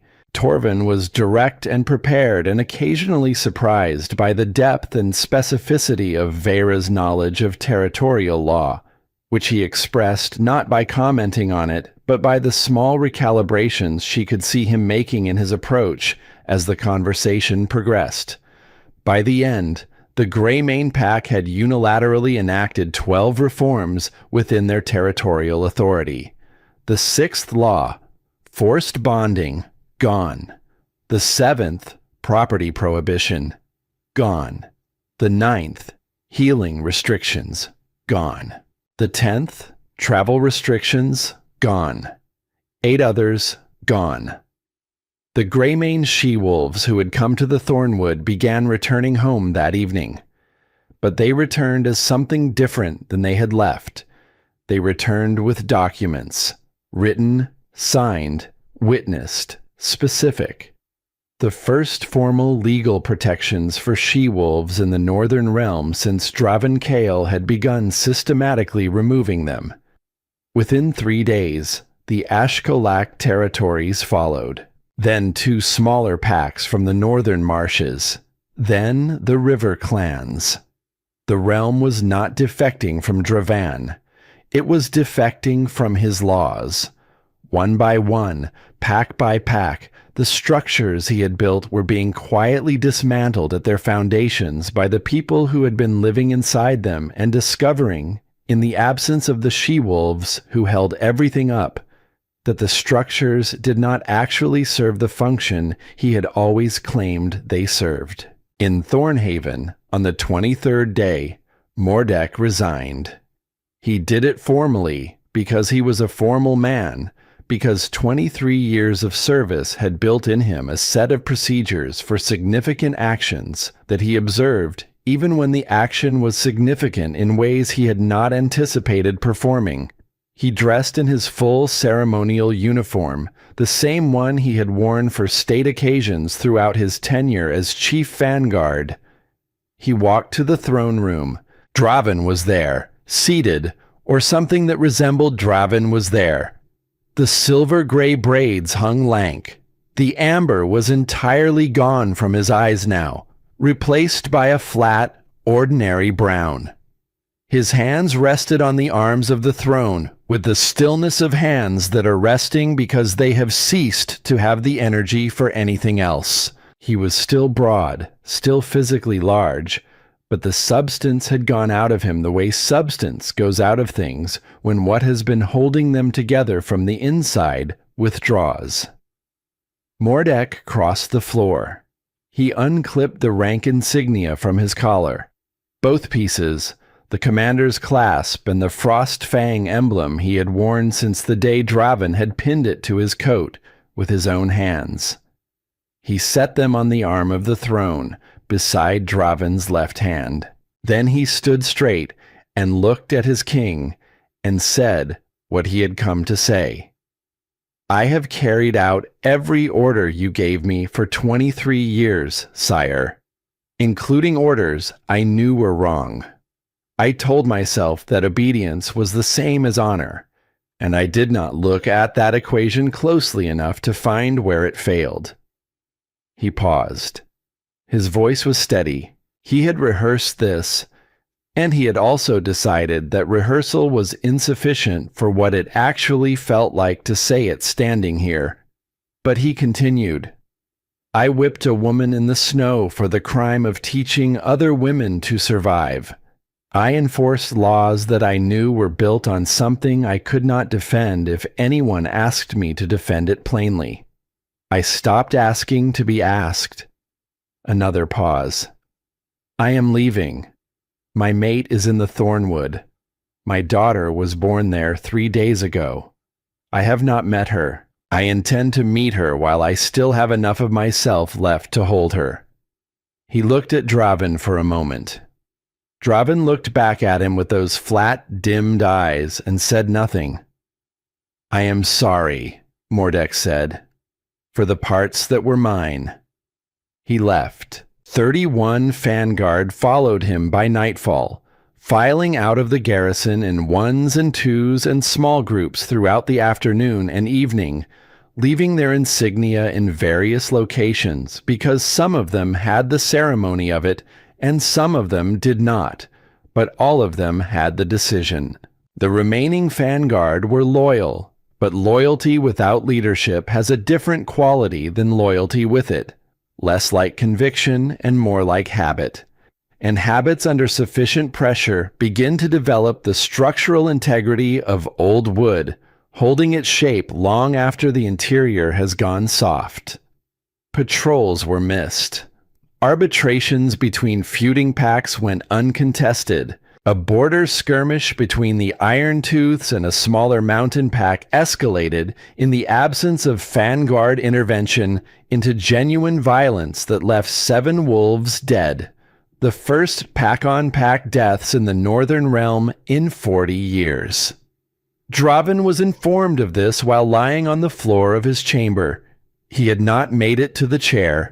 The rejected bond had passed through sleeplessness and hunger, and was now occupying the deeper registers, the layer where the man and the wolf were supposed to be a single thing, and instead had begun to separate like ice from stone in a thaw. He could feel his wolf pulling back from him, withdrawing the way a tide withdraws, slowly and without drama, and with the absolute indifference of a natural process that does not require permission. He knew what came after the wolf withdrew completely. He had known it since the morning he stood in the snow with his hand extended to empty air.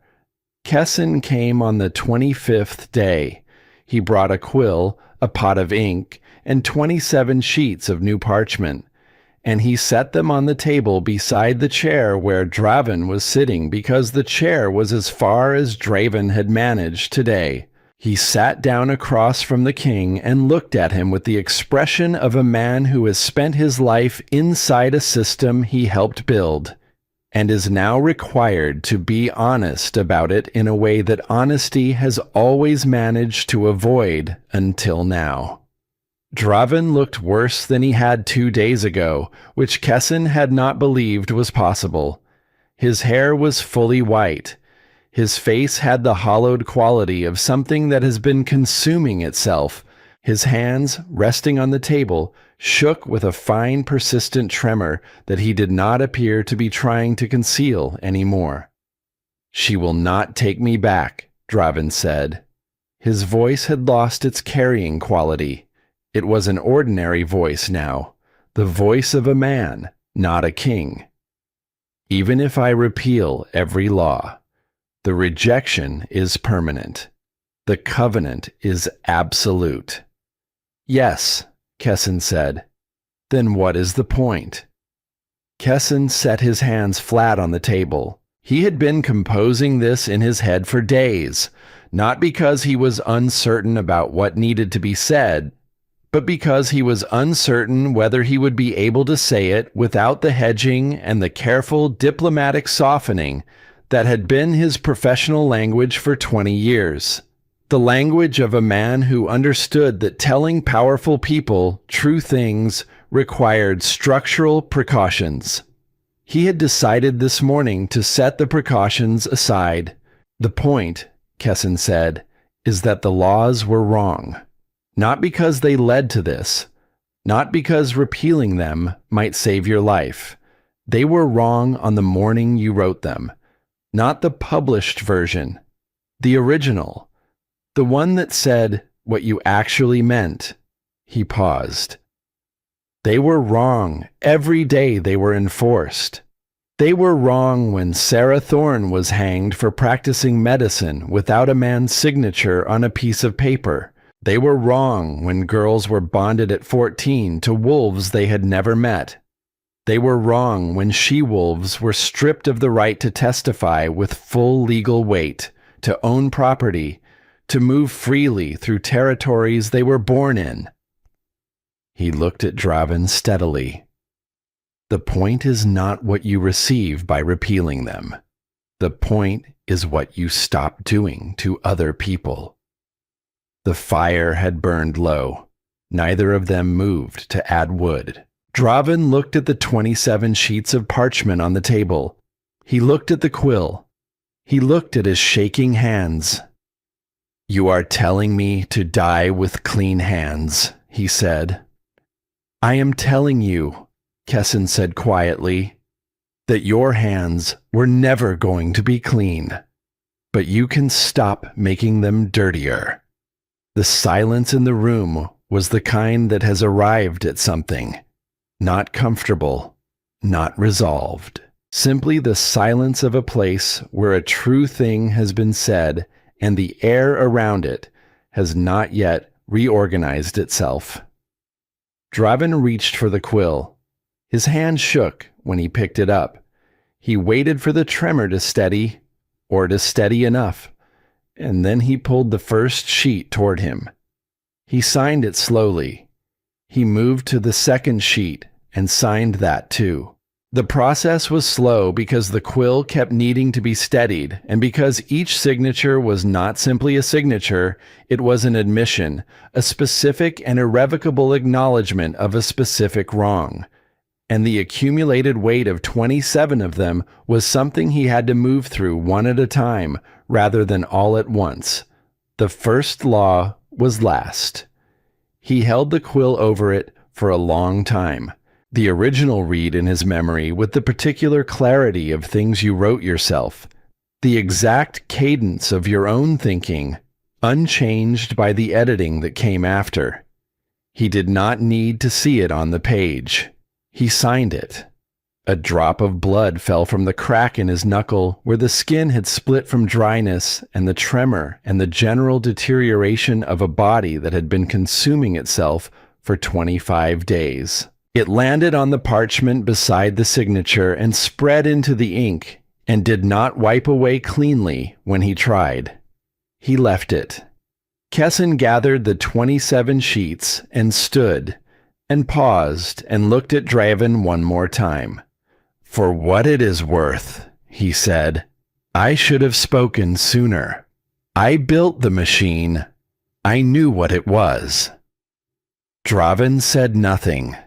Kessin left. Farron carried the repeal documents to the Thornwood. He arrived in the late afternoon of the 26th day, moving quickly on the mountain road and then more carefully on the forest path. Holding the rolled documents against his chest with the protective posture of someone carrying something fragile and significant. The settlement that received him was nothing like the desperate camp he had imagined when Thornhaven had spoken of it. It was warm. It was organized. There were children running between the pine shelters with the uncomplicated energy of children who have been fed and are not frightened. And the sound of instruction from the training ground carried clear and steady on the cold air. And there were fires burning in multiple locations, with the particular controlled burn of fires tended by people who know what they are doing. He found Vera at the settlement's eastern edge, standing alone, watching the snow fall. She was not doing anything, not teaching, not consulting, not moving between tasks with the constant purposeful motion he had heard described by every scout and runner who had come back from the Thornwood. Simply standing in the late afternoon gray, watching the snow come down through the pine canopy with the still expression of someone who has been in continuous motion for 25 days and has found, in this particular moment, a few minutes of quiet. He cleared his throat. She turned. He held out the documents. She took them. She unrolled them one at a time, reading each one with the same focused, deliberate care she would have given a legal instrument she was preparing to use in an argument, because that was what it was, and that was what she intended to do with it. She read all 27. She read the signatures. She read the dates. Then she rolled them together, held them in both hands, and said, "It is not enough." Farron stared at her. He signed everything. "Laws can be rewritten," Vera said. Her voice was not unkind. It was the voice of someone stating a fact that is not in dispute. By the next king. By Draven himself, if he recovers. Paper does not protect anyone. Paper is a beginning. Structures protect people. Representation protects people. Power that is shared and codified and defended by systems that do not depend on the goodwill of a single individual. She looked at Farron steadily. "Tell him the repeal is accepted as a beginning, not an end." Farron was quiet for a moment. Then he said, very quietly, "He is dying. You know that." Vera looked at the snow falling through the pine branches, the soft, deliberate weight of it accumulating on every surface without distinction. "Yes," she said. "And you." "He should have considered that," Vera said, "before he built a kingdom on the backs of the people he expected to love him." Farron had nothing to say to this. He stood in the cold for a moment, and then he nodded once and turned back toward the mountain road. Vera watched him go. Then she tucked the 27 documents inside her cloak against the 3 healing scars on her back and turned back toward the settlement. The training session was still running. She could hear Gwyneth's voice carrying across the snow with the particular calm authority of 60 years of patient expertise finally given a context adequate to hold it. She could hear the responses of the young wolves, the sound of bodies moving in coordinated effort, the occasional thud of a landing, the specific silence of people listening hard. She walked toward it. Kewin fell into step beside her without speaking, which was something she had come to appreciate about him, his ability to be present without requiring the presence to be performed. "How many today?" Vera said. 14 new arrivals this morning. 3 male, 11 female. 2 of the females are healers, fully trained, license or no license. 1 of the males is a territorial map maker." He paused.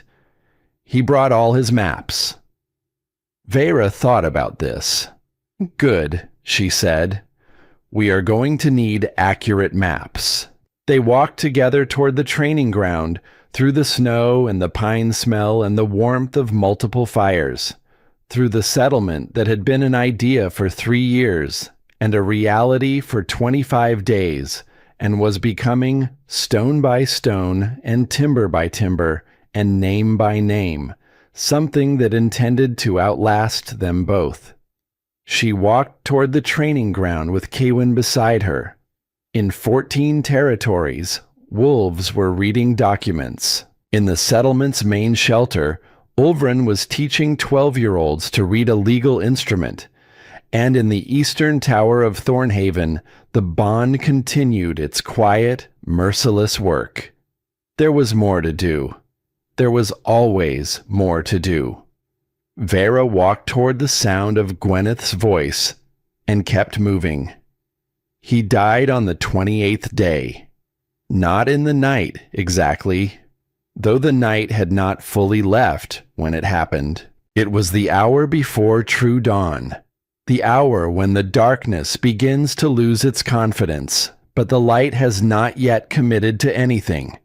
When the sky above the Coldmere Mountains holds itself in a suspension of gray that cannot decide whether it intends to snow or simply to be cold for a while longer. Farron found him in the chair. He had known it was the chair because he had checked the chair first, the way you check the place a person has returned to repeatedly when there was nowhere else left to return to. The chair by the window, the chair that faced south. Draven was sitting in it, with his hands resting in his lap and his eyes open, and the expression on his face was not peaceful and not afraid. It was confused. The particular confusion of someone who has spent an entire life constructing something and only understood in the final moment, with the clarity that comes when all the other things have been stripped away, that what he had been building was not what he believed he was building, that the palace was a trap, that the trap had been built facing inward, that the man who had designed it was the one who had always been inside it. In his right hand, loosely, as though it had simply stopped being gripped rather than been put down with intention, was a piece of parchment. The ink was smeared in several places where his hand had moved across it before it dried. The handwriting in the final lines was barely legible, the letters losing their form, the quill having been directed by a hand that was already in the process of failing. It read, "I believed that order was the same as justice. I believed that strength was the same as right. I believed that if I could control enough, define enough, legislate enough, nothing could go wrong in ways I had not anticipated. I did not understand that control is not the opposite of chaos. It is the cause of it. The tighter I held, the more broke. And I could not stop holding because I did not know what I was without the holding, and I could not." The sentence ended there. The quill had fallen from his hand and rolled across the floor, leaving a thin trail of ink on the stone that had frozen in the cold air, a dark line like a crack in the surface of something that had been under pressure for a very long time. Farron stood in the doorway for a moment. Then he closed the king's eyes with 2 fingers, gently, the way you close the eyes of someone you served faithfully, and are only now, in the specific quiet of their absence, beginning to understand. The news reached the Thornwood at midday. Vera was teaching. She had been teaching since early morning, a session on defensive positioning for a group of 12 she-wolves ranging in age from 17 to 34, the specific techniques that used an opponent's weight and momentum rather than trying to match force with force. She had taken her heavy cloak off because the work was generating its own warmth, and her back was visible above the hemline of her training shirt. The 3 scars from Mordek's whip healed now into raised white lines against her skin, clean and permanent and entirely unashamed. The young wolves were focused. She had found, over the past weeks, that there was a particular quality of attention that people brought to learning things they had been told they were not supposed to know. Not just diligence. Something more urgent than diligence. The specific concentration of people making up for time that was taken from them. Kewin came through the tree line at a run. She saw him before he reached her, read the news in his face before he said a word. The way you read things in people's faces when you have been paying careful attention to a situation for a long time and have already run the mathematics of its likely outcomes. She stopped mid-demonstration and lowered her arms. The 12 she-wolves watched her. "The king is dead," Kewin said. He was out of breath. He had come from the eastern perimeter, which meant he had run the whole way. They found him this morning. The bond. His wolf left him sometime in the night. The clearing was very quiet. Vera stood with her arms at her sides and the pale winter light coming through the canopy and the 12 sets of eyes on her, waiting for whatever came next. "Was he afraid?" she said. Kewin steadied his breathing. "They do not think so. They think he was confused. There was a letter. Confused, Vera repeated inside herself. The word moved through her with a specific quality she had not anticipated. Not satisfaction and not grief. Something more complex and less nameable than either of those. The feeling of a consequence arriving that was always going to arrive, that had been traveling toward this point for a very long time, with the patient inevitability of winter. Yes, she thought. I imagine he was. She looked at the 12 she-wolves. She looked at the training ground, at the positions they had been holding, at the work that was in the middle of being done. From the beginning, she said, the stance must be wider. Root yourselves. The snow is not your enemy. It is your floor. Trust it. The 12 she-wolves adjusted their stances. The lesson continued. There was no coronation.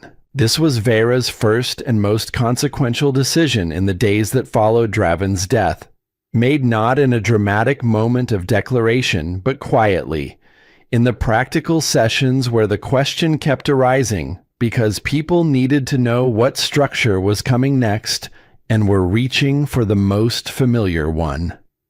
The Pack Lords gathered at Thornhaven on the 32nd day, not in the throne room, which Vera had ordered cleared of its throne on the 29th day, the black granite seat dismantled, and the stone set aside for a purpose she had already identified.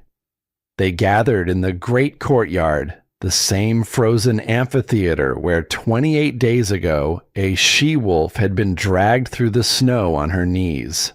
They expected her to claim the throne. She was the rejected mate of the dead king. She had led the withdrawal that had dismantled his realm. She had negotiated the reforms. She had built the alternative that had proven the old system's obsolescence. By every measure of symbolic authority available in the Northern Realm, the power was hers to take. She stood before the assembled lords and said, I did not dismantle a king to become one. The courtyard was silent. The problem was never which wolf sat on the throne. The problem was the throne. A single point of authority is a single point of failure and a single point of corruption. We have just watched what it produces. She let that sit for a moment. I am proposing a council. 7 seats, 3 she-wolves, 3 male wolves, 1 elder serving as tiebreaker and institutional memory. Each member elected by their pack for a term of 7 years. No consecutive service. Lord Torvin, who had by this point enacted 12 reforms in his own territory and watched his pack stabilize in ways that 3 seasons of struggle had not managed, said, who enforces the new laws? Everyone, Vera said. A law that requires a single authority to enforce it is not a law. It is a leash. Real law is an agreement maintained not by the threat of punishment, but by the shared understanding that the agreement serves the people who live inside it. When it fails, the council adjudicates. Full testimony from all parties. No wolf's word weighted above another's by reason of gender, bonding status, or birth. There were objections. There were several days of objections, some principled, some territorial, some from wolves who had benefited from the old system and were experiencing the particular discomfort of people asked to give up advantages they had not examined closely enough to recognize as unearned. Vera engaged with all of it, not because every objection deserved capitulation, but because the process of engagement was itself the demonstration that this was how things would work now. You spoke, you were heard. The argument moved. The council was established within a month. Its first act was to formally adopt the Wolf's Covenant as the constitutional foundation of all new legislation, not as a reference, as the ground itself. Its second act was to rename the Thornwood. It was no longer unclaimed territory. It was no longer the void Draven had created to punish the people who had sheltered a healer. It was the Thorn Commons, named for Sarah Thorn, and the naming was not a ceremony Vera attended because she was teaching herbcraft to a group of 12-year-olds in the building that had been the garrison's main hall and was now a school, and she did not stop the lesson for it. She did not attend because she was already somewhere more important. 5 years. The Northern Realm in the 5th winter after Draven's death was not recognizable as the same place.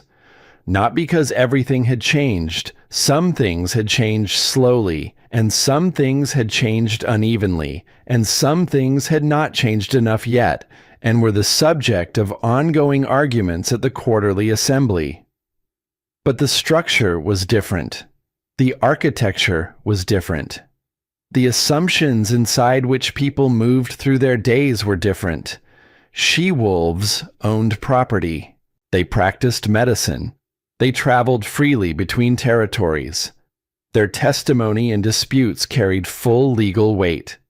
They served on the Warden Wolves, which was what the Vanguard had become, and the commander of the Eastern Division was a she-wolf named Daleth, who had once sat in a pine tree 12 feet off the ground with a bow across her knees and the expression of someone deciding between relief and fury. The school in what had been the throne room taught reading and mathematics and herbcraft and territorial law and history to girls and boys together, in the same room, at the same tables, with the same curriculum. None of this was easy. Change is never easy. There were wolves who resisted it, old guard loyalists who mourned the order that was gone, young males who had grown up expecting automatic authority and were experiencing its absence as a personal wound, remote packs in the far northern passes who had to be visited repeatedly by patient delegations who understood that dismantling a system took longer than building one and required the same consistent attention. But it was happening. Vera lived in the Thorn Commons. She had built a small house near the school with pine walls and a stone hearth and a garden she tended herself with the herbcraft her mother had taught her before the 9th law had made teaching it a crime. The garden was small and cold climate specific and grew the plants her mother had used, winter mint and fenlock root, and the gray-leafed herb whose name she had never learned the official version of because her mother had always called it by the informal name the old healers used. She was 31 years old. Her hair had more gray in it than it should. The bond's price, the slow diminishment of the wolf inside her, the animal grown quieter and smaller since the day she had chosen against it, not gone but changed, as though a portion of it had been given away and could not be recovered. She did not regret this. She had made the calculation. She stood by the calculation. The wolf she had now was the wolf she had earned by the choice she had made, and it was hers, and that was enough. She lived alone, and did not experience this as lack. She taught every morning.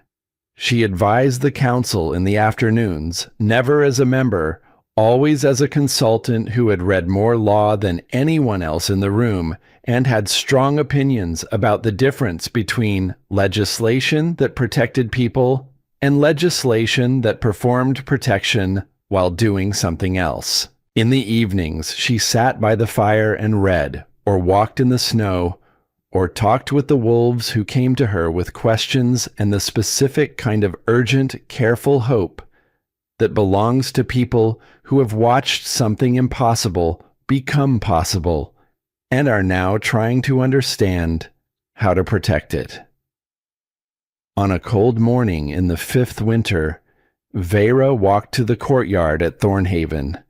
It was empty. The tiered seats had been removed in the first year, the stone repurposed for the housing that the growing settlement needed. The throne was gone. the black granite dismantled and carved into the memorial that stood now at the courtyard center. A broad, flat-faced stone bearing names in small, precise letters. 63 of them. The she-wolves who had died under Draven Kale's 27 laws. Died in childbirth without healers. Died in bonds that were violent. Died of infections that were treatable. Died on gallows in this courtyard. Sarah Thorne's name was at the top. Vera stood in the courtyard for a long time.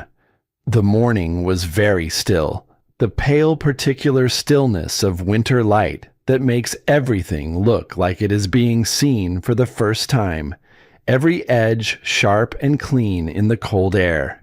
The snow was fresh, no tracks in it yet. The stone memorial stood at the center with its 63 names and the faint shine of new frost on the carved letters. She stood in the spot where she had knelt.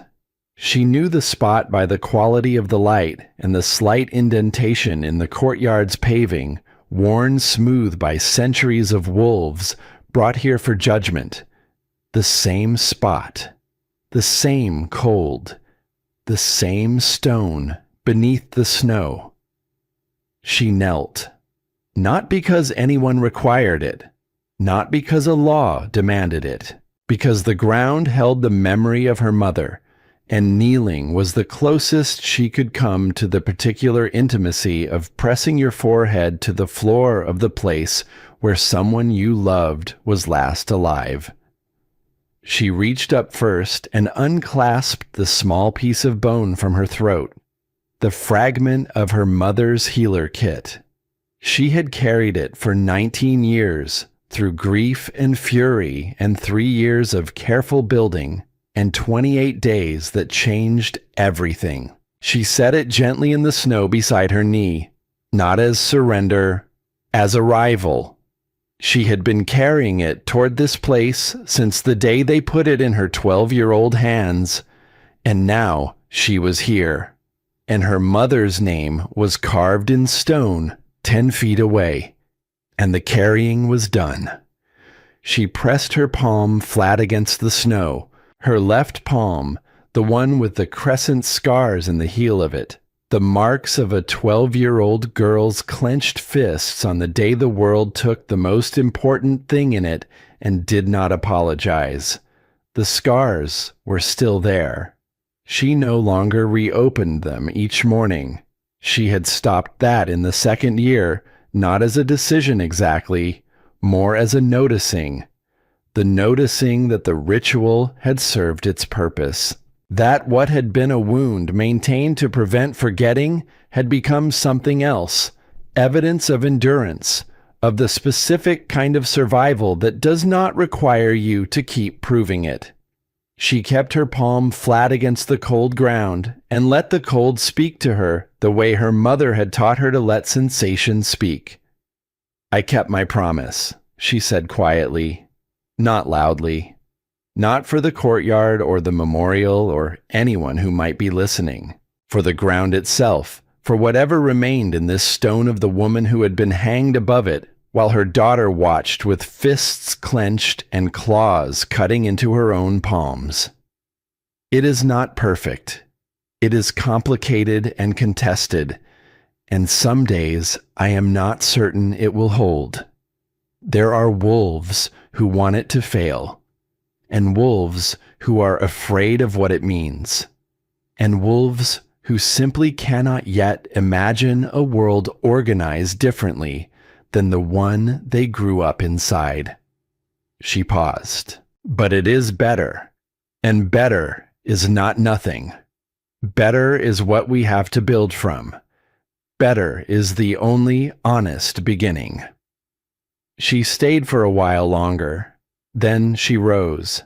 She brushed the snow from her knees with the same matter-of-fact motion with which she did everything, and she turned, and she walked back toward the Thorn Commons and the school and the children who were waiting. Ilya was 9 years old.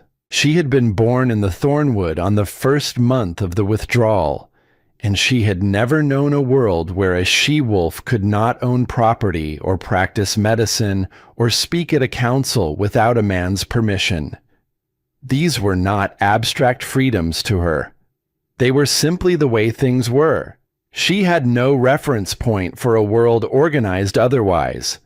She was reading a history of the Northern Realm when she encountered the chapter on the 27 laws. She read about the forced bondings.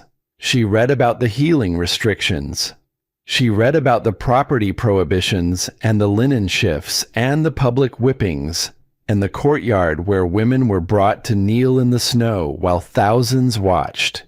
She read about the unmoored designation and the 6th law and the 8th law and the 14th that required she-wolves to lower their eyes in the presence of the king. She read with the focused, slowing attention of a child encountering something that does not fit inside her understanding of the world and is working to accommodate it. Then she put the book down and walked to the front of the room. Her teacher was at the preparation table, sorting the afternoon's herb samples into small cloth bundles with the methodical care of someone who has done this many times and still brings full attention to it each time. She was 31 years old and had gray coming into her dark hair earlier than it should. She had 3 white scars on her back that were sometimes visible above the hemline of her work shirt. She had a way of standing very still when she was thinking that made the room around her feel quiet, even when it was not. "Teacher Vera," Ilya said.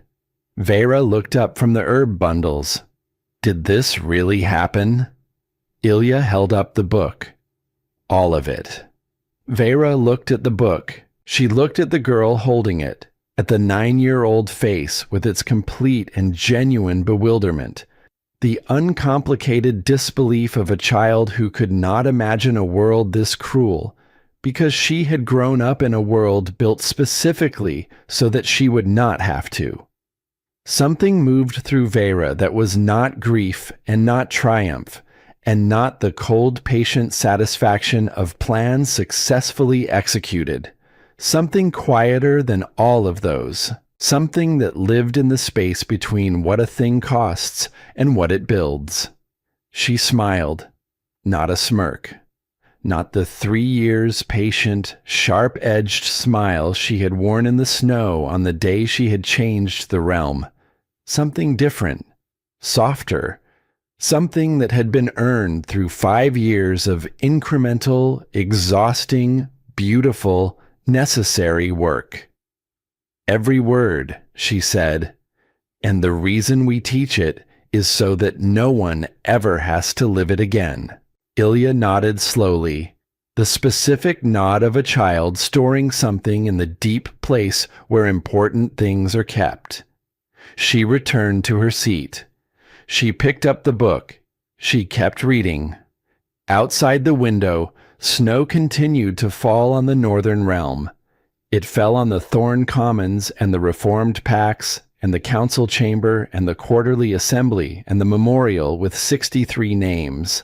It fell on Thornhaven's courtyard, where a throne had once stood, and where a woman had once knelt, and where the stone now bore names instead of judgment. It fell on the training ground and the healing halls, and the school, and the small house near the school, with the herb garden and the stone hearth, and the fire that burned there in the evenings. It fell on a world that was imperfect and unfinished, and arguing with itself about what to become next, which is what the living world does, which is what it has always done, which is perhaps the only thing worth doing. The snow did not care about kings or covenants or the long, careful work of building something that deserves the people who live inside it. The snow simply fell, clean and white and indifferent, covering everything equally, making no distinction between throne and ground, between the powerful and the forgotten, between the laws that had been and the world that was slowly, imperfectly, necessarily becoming. That, Vera thought, Watching it fall through the schoolroom window while 12-year-olds bent their heads over herb samples and a 9-year-old read history with the focused attention of someone who intended to remember it was the closest thing to justice the natural world had ever managed. Everything else, the wolves would have to build for themselves. They were building it. That was enough.